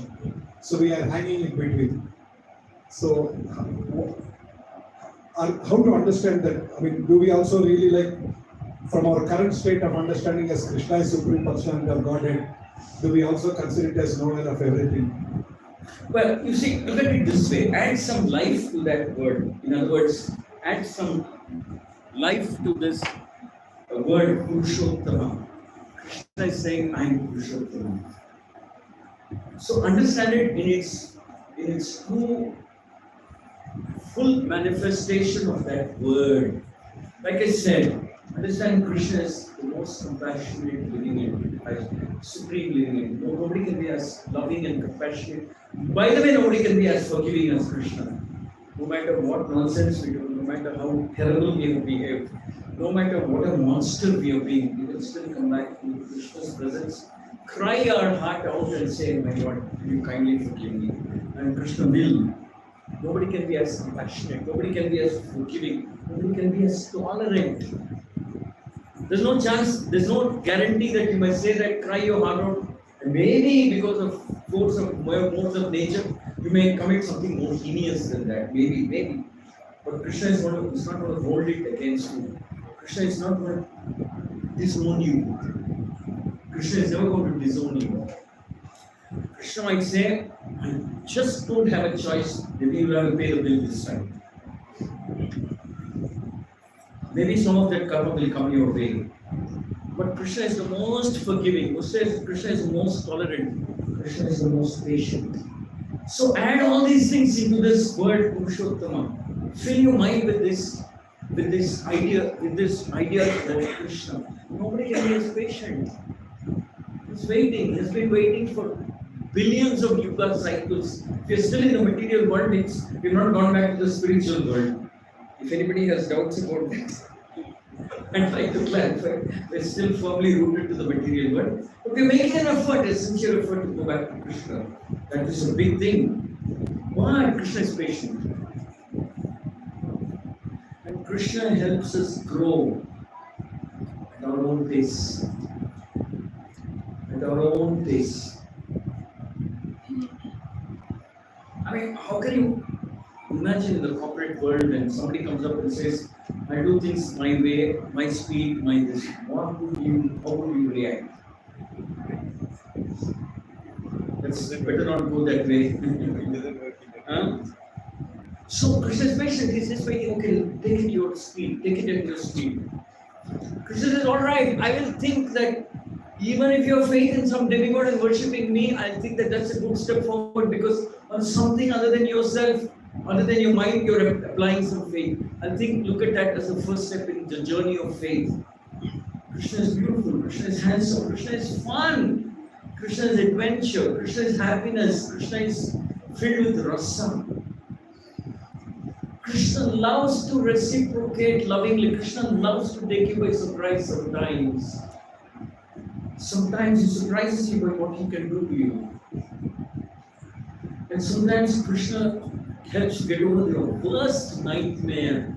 Something really terrible you have done. You go back and cry to Krishna and say, Krishna, I'm so sorry. I shouldn't have done this. But if people get to know this what I've done, it's so painful and embarrassing for me. There are times when Krishna will let you get over it. So add all these dimensions. This is Krishna. This is the real Krishna. So don't look at him in a mechanical way as saying supreme personality body. No, this is the real Krishna as a person. He wants to be recognized as somebody who's all this that I have described and much, much more.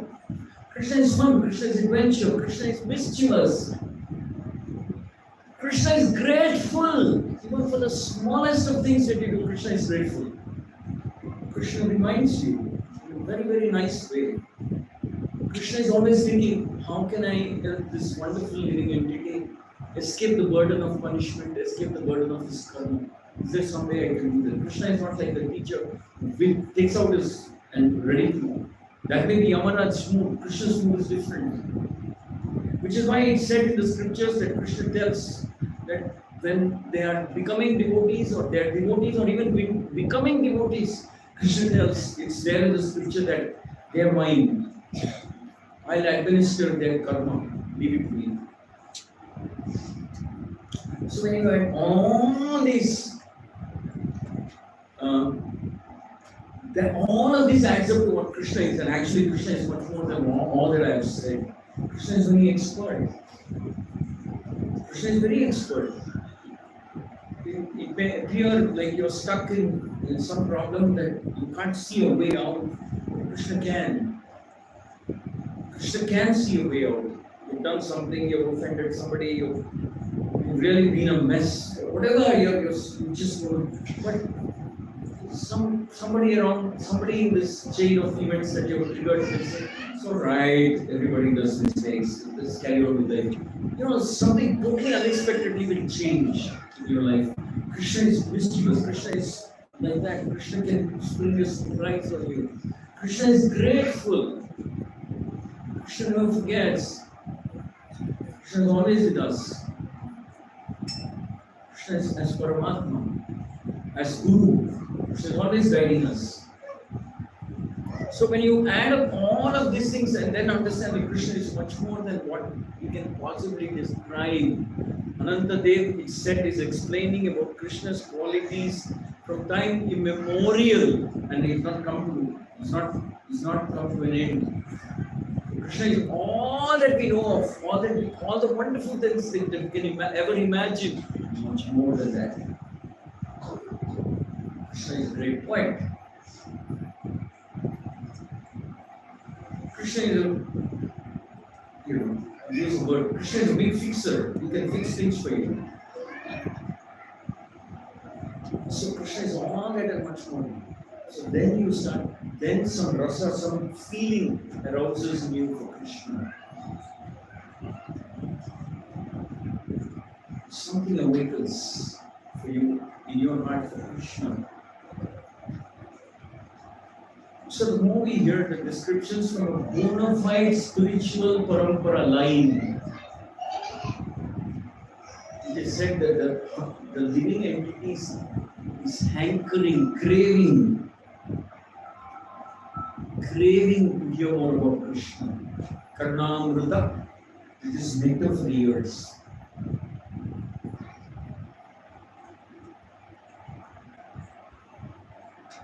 Like that. So we are beginning somewhere. We want to know more, which is why I personally consider that there are two books which are very important for all the devotees to read: Nectar Devotion and Krishna book.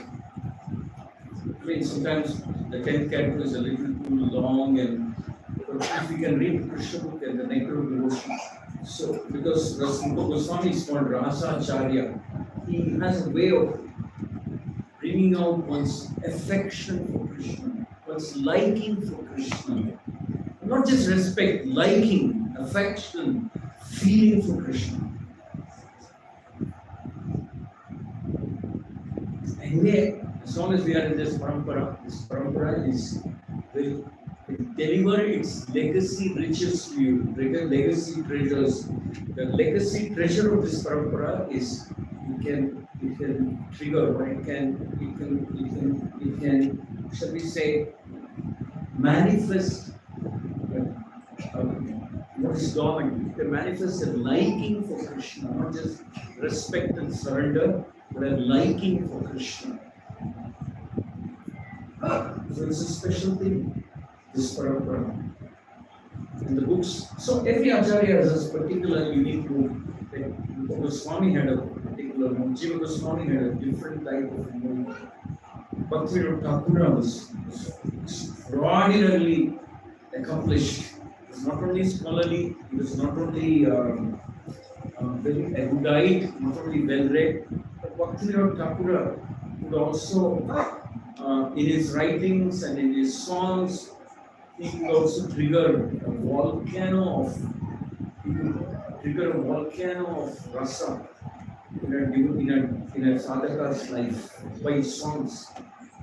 Bhaktivinoda Thakur was like a complete, all-dimensionally present spiritual authority. Some people tend to be logical, some people tend to be scripturally very well grounded. Bhaktivinoda Thakur was master at everything. So we read, we study, and Prabhupada of course takes the essence of all of them and brings it into his purpose.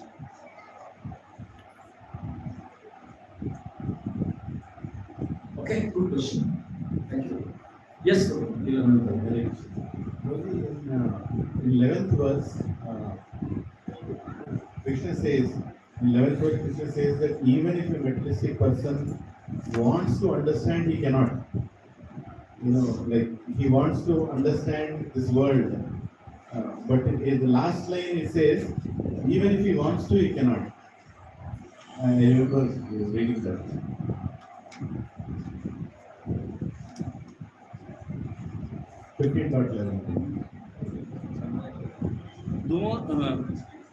But those whose minds are not developed and who are not situated in self-realization cannot see what is taking place, though they may try to. Though they may try to. Like, there are so many people who don't come to classes, who are not interested in self-realization. Sometimes some incidents in their life make them think, why is it happening to me? But even then they cannot. Krishna is very clearly saying that they cannot understand why is this world functioning this way. So what is the whole program? Like, we have so many less number of devotees, so many, I don't know how to say that, but what is the hope for a condition? See, this is what Krishna says. There's no doubt about that. But then it is said in the scriptures that that's how merciful. I mean, I've said so many things about Krishna, but that's how merciful Krishna is. Sometimes Krishna says you will not be able to understand, even if you try. But in the scriptures, it is said that the Guru is more merciful than Krishna. The Guru is more merciful. How that is possible, I don't know. I mean, it's inconceivable how a Guru can be actually more merciful than Krishna. It said that Lord Chaitanya is very merciful. Lord Nityananda is even more merciful. And the devotees and the followers of Nityananda tend to be even more merciful than Lord Nityananda. So what Krishna is not, shall we say, in his form as Krishna, not willing to do or not wanting to extend that kind of mercy.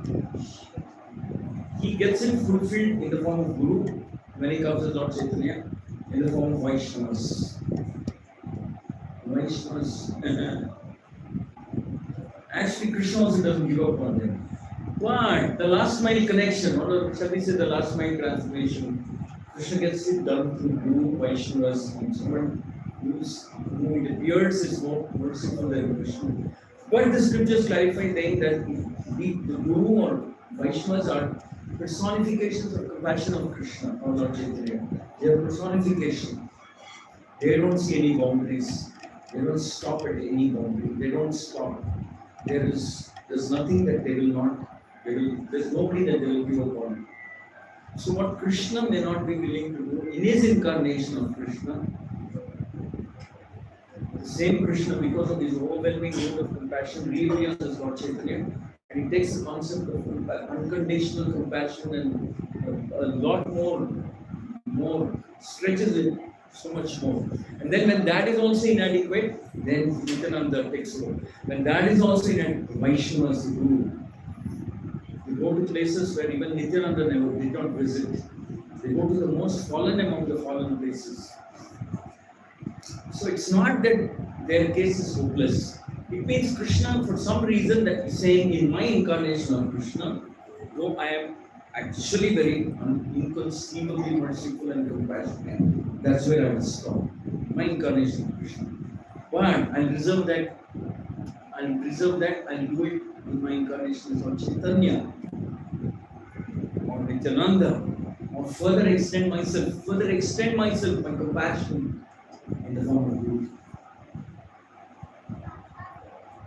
Like for example, Krishna says also that you give up all your conceptions of various forms of dharma, then you come to me, then I will fully take care of you.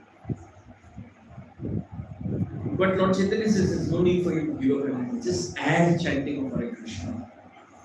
Right now I'm not going to ask you to give up anything. Just add chanting of Hare Krishna.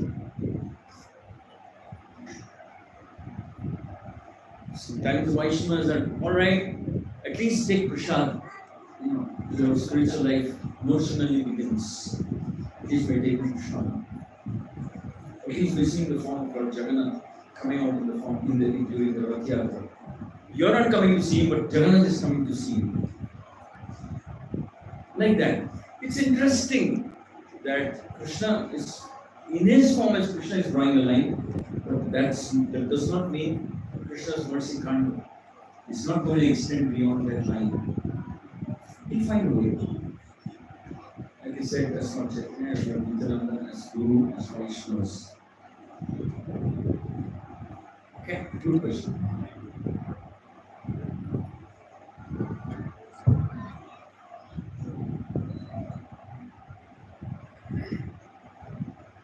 Hare Krishna.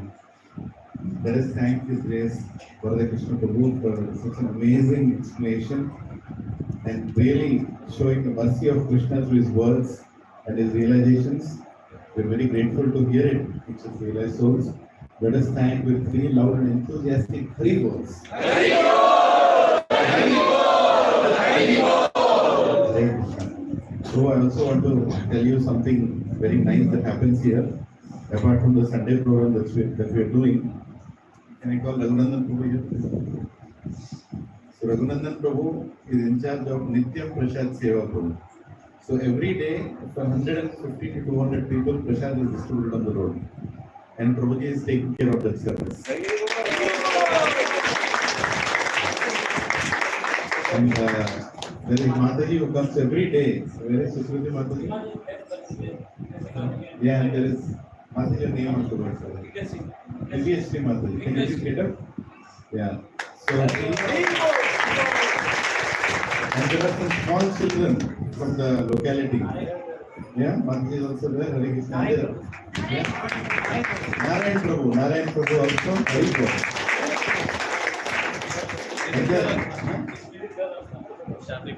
This girl here? Yes. Yes. Yeah. Thank you. Every single day they come here at 6 o'clock and the prasad is made and it is sponsored by one devotee project. Like we are around 200 and 200 people have a birthday, anniversary. So we priced it in such a way that Prabhuji collects the money and immediately passes it on, and we distribute the prasad. And it's happening so nicely. Thank you, please, you all. It is happening so nicely that without, it's inconceivable. Just the idea was there. This is Krishna Prabhu opened it 1 year back, and we were wondering whether it will continue. Forget about continue, it's flourishing. Very nicely it's flourishing. So that's one thing that's very nicely happening. Huh? And there are people who come and wait today, why is it not served yet? Little that they get, it is so nice. So we are doing the prasadam. When you told that give prasadam as the minimum mercy, I think at least that much is happening. And there is Deepa Mataji is not here today. Yeah, she is here today. So she's, I don't know how many of you know her. She is very highly qualified, and she is a financial advisor for many international clients, right? But she is taking classes for girls, and I want you all to take advantage of it and register your daughters from the age of 11 to plus whatever age, right, to her, so that she can train them in Krishna conscious principles and Indian culture also. It's very, very important that we understand this. So please encourage, if you have your friends or relatives who live here, or you are, then the class starts. We are planning to start around 4 to 5. There is a boys class that is already happening, teenage boys class. Brahmacharis are coming from temple, and even my sons, they attend the class from age 11 to plus till 18. Boys class every Sunday. It happens here. It's very important that our next generation is trained about Krishna consciousness, so the legacy continues. And what we have received is passed on, just like our wealth, even the knowledge and realizations are passed on. So we need all your support. We are planning to do a small campaign for the colony people. If they want to send their daughters and sons, you also can spread the word around that this is happening, and it will happen 2:30 to 4 o'clock is for boys, and 4 o'clock to 5 o'clock is for girls, and 5 o'clock to 8 o'clock is for boys and girls. It's for Prabhujis and Madhujis, like this class that is happening here. And just one announcement. Slowly we are, in this August, we are going to Ayodhya. We need your blessings. So we have planned Ayodhya, and Ayodhya is confirmed now. It is confirmed. So His Grace Shubhavilas Prabhu has agreed to take us all. There are multiple groups coming. One is from here, from Gachibowli. I think there is a group also coming from Goa, or maybe some other place. He told his, like, I think 300 to 400 devotees are going. So we are around 100 plus right now. The registrations are still open. Please go ahead and register. The whole yatra is managed by their team only. We have nothing to do.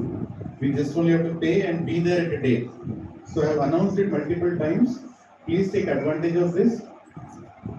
If we read 15th chapter, I don't think it will be as sweet as it was today, right? And if we go to Ayodhya without devotees, I don't think it will be as impactful as it would be when we go with devotees. And this is a great opportunity. Shubhavilas Prabhu has written many books on Ramayana. We are not going with the ordinary personality. We are going with somebody who is one of the best speakers, not only in ISKCON but entire world. He is one of those best persons who explains. And in our society we have many like that. But getting their time is very rare, right? We got their time and we got the dates. It's August 15th to August 18th. So please go ahead and register. Please go ahead and register, take advantage of this. We still have time. But if you come in the last minute, what will happen is, maybe you can get into the yatra, but your hotel or ashram will be like 5 kilometers from where we are staying. Because Ayodhya is still in a developing state, right? Still things are coming up. And Lord Shri Ram has appeared. Why do we want to have a reason not to go, right? So let us please, make extra effort to go there. Yes.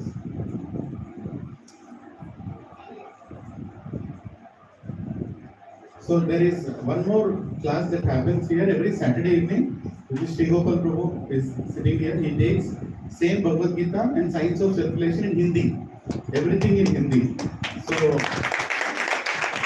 So if you have any devotees or your families near your house who want to learn Bhagavad Gita or get introductory course. There is SSR course, introductory course.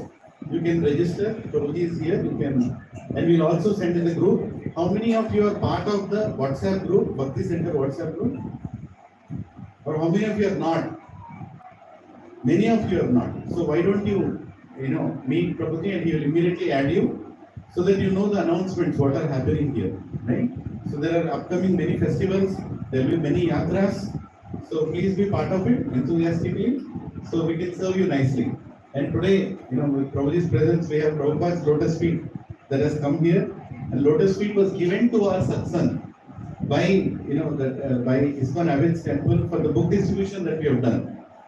Right? So, for the Bhagavatam,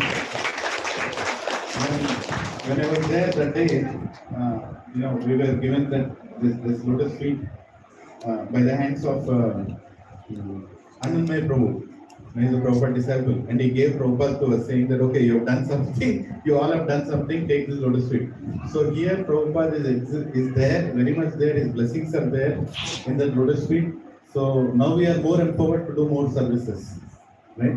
So let us be enthusiastic to attend classes, and let us come here, encourage others also to come. And there are classes not only on Sunday, but in future there will be class even on Sunday morning, even on Saturday morning, Saturday afternoon also. So we'll be announcing in Telugu also there will be classes. Telugu language will have Bhagavad Gita, Bhagavatam, everything happening. So weekend is a very busy time here. And apart from that, if some of you live in this locality nearby, there is a Mangalarti happening here every day. Right? There is boys who stay on the third floor. They all do Mangalarti here. You can be part of it. You can come have Darshan Arti. You can have Tulsi Arti, Narsing Arti, Mangalarti. Everything is happening. So you can get trained in Krishna consciousness. Hare Krishna. Hare Krishna. Hare Krishna. Krishna Krishna Hare Hare. Hare Ram. Ram Hare Hare. Now with little adjustment that is happening now, till now we used to have prasadam on the terrace. But Krishna's plan, terrace is gone. Terrace is getting, it is getting constructed with some other things. But we can have prasadam in this hall, right? So what I request is, I request Lilananda Prabhu to sing Narsing Arti. While he sings, let us finish Narsing Arti and then remove this the mat that is here, just keep it aside and sit in rows so that we can come forward and serve the prasadam for all of you, right? We need only few people to help us serve. Remaining all, if you can quickly sit down in rows, it will be very helpful. Hare Krishna. Hare Krishna.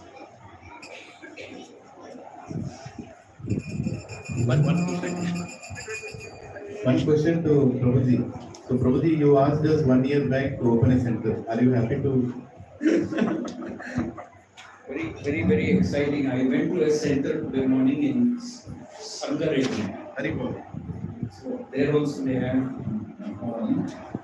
and we had a program there, a lot of local people there. They had video class in Telugu. So I think that's one is a little bigger than this. A lot of local people, students from IIT, professors, so many people came. Like this, we have many centers in Bangalore, and His Holiness Jagataka Maharaj said Bangalore is filled with pious, intelligent people. So the IT industry is attracting pious, intelligent people from all over the country. Bangalore should become the first Krishna conscious city in the world. His Holiness had said that at one time he said we have 100 centers in Bangalore. But after that he came here to Hyderabad, then he went around and there were so many programs in different places. And he said, I am told that Bangalore will be the first Krishna conscious city, but I think Hyderabad will catch up. Hyderabad will give good competition to Bangalore. These are his words. So I congratulate Lilananda Prabhu, Praveen, Subbarao Garu, so many others for your wonderful sacrifice, efforts. Coming a shelter today, you're all able to sit in front of the lotus feet. It's some place that you can call your own. Haribo! That is such a big step forward. And this is the first one. Who knows how many more people Krishna will empower you to make in the city of second of my wife's one. I am very, very thrilled and very honored when I got a chance to come here and spend an evening with you all. Congratulations. Thank you very much. Thank you. Thank you.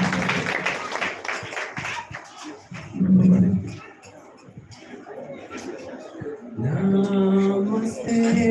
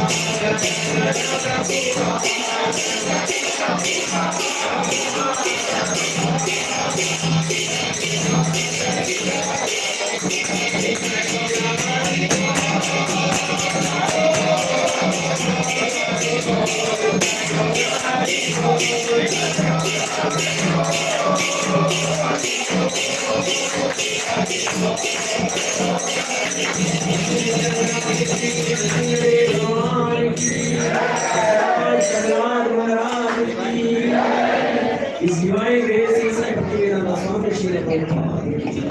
Ashtodarshana Shri Srimad A.C. Bhaktivedanta Swami Srila Prabhupada ki jai. Ashtodarshana Shri Bhaktisiddhanta Saraswati Goswami Maharaj Srila Prabhupada ki jai. Ananta Koti Vaishnava Vrinda ki jai. Samaveta Bhakta Vrinda ki jai. Gangamai Yamunamai ki jai. Mayapur Govinda ki jai. Vrindavan मधुर धाम की जय। पुरुषोत्तम क्षेत्र श्री जगन्नाथपुरी धाम की जय।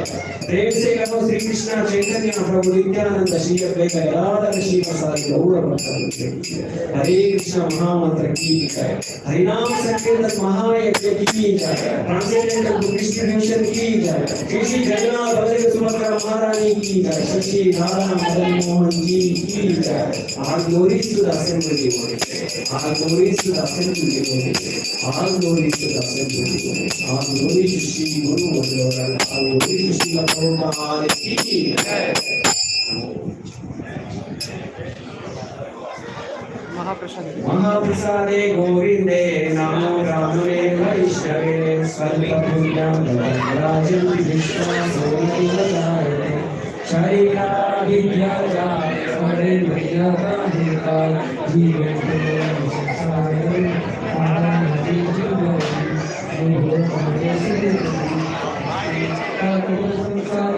कृष्ण माधव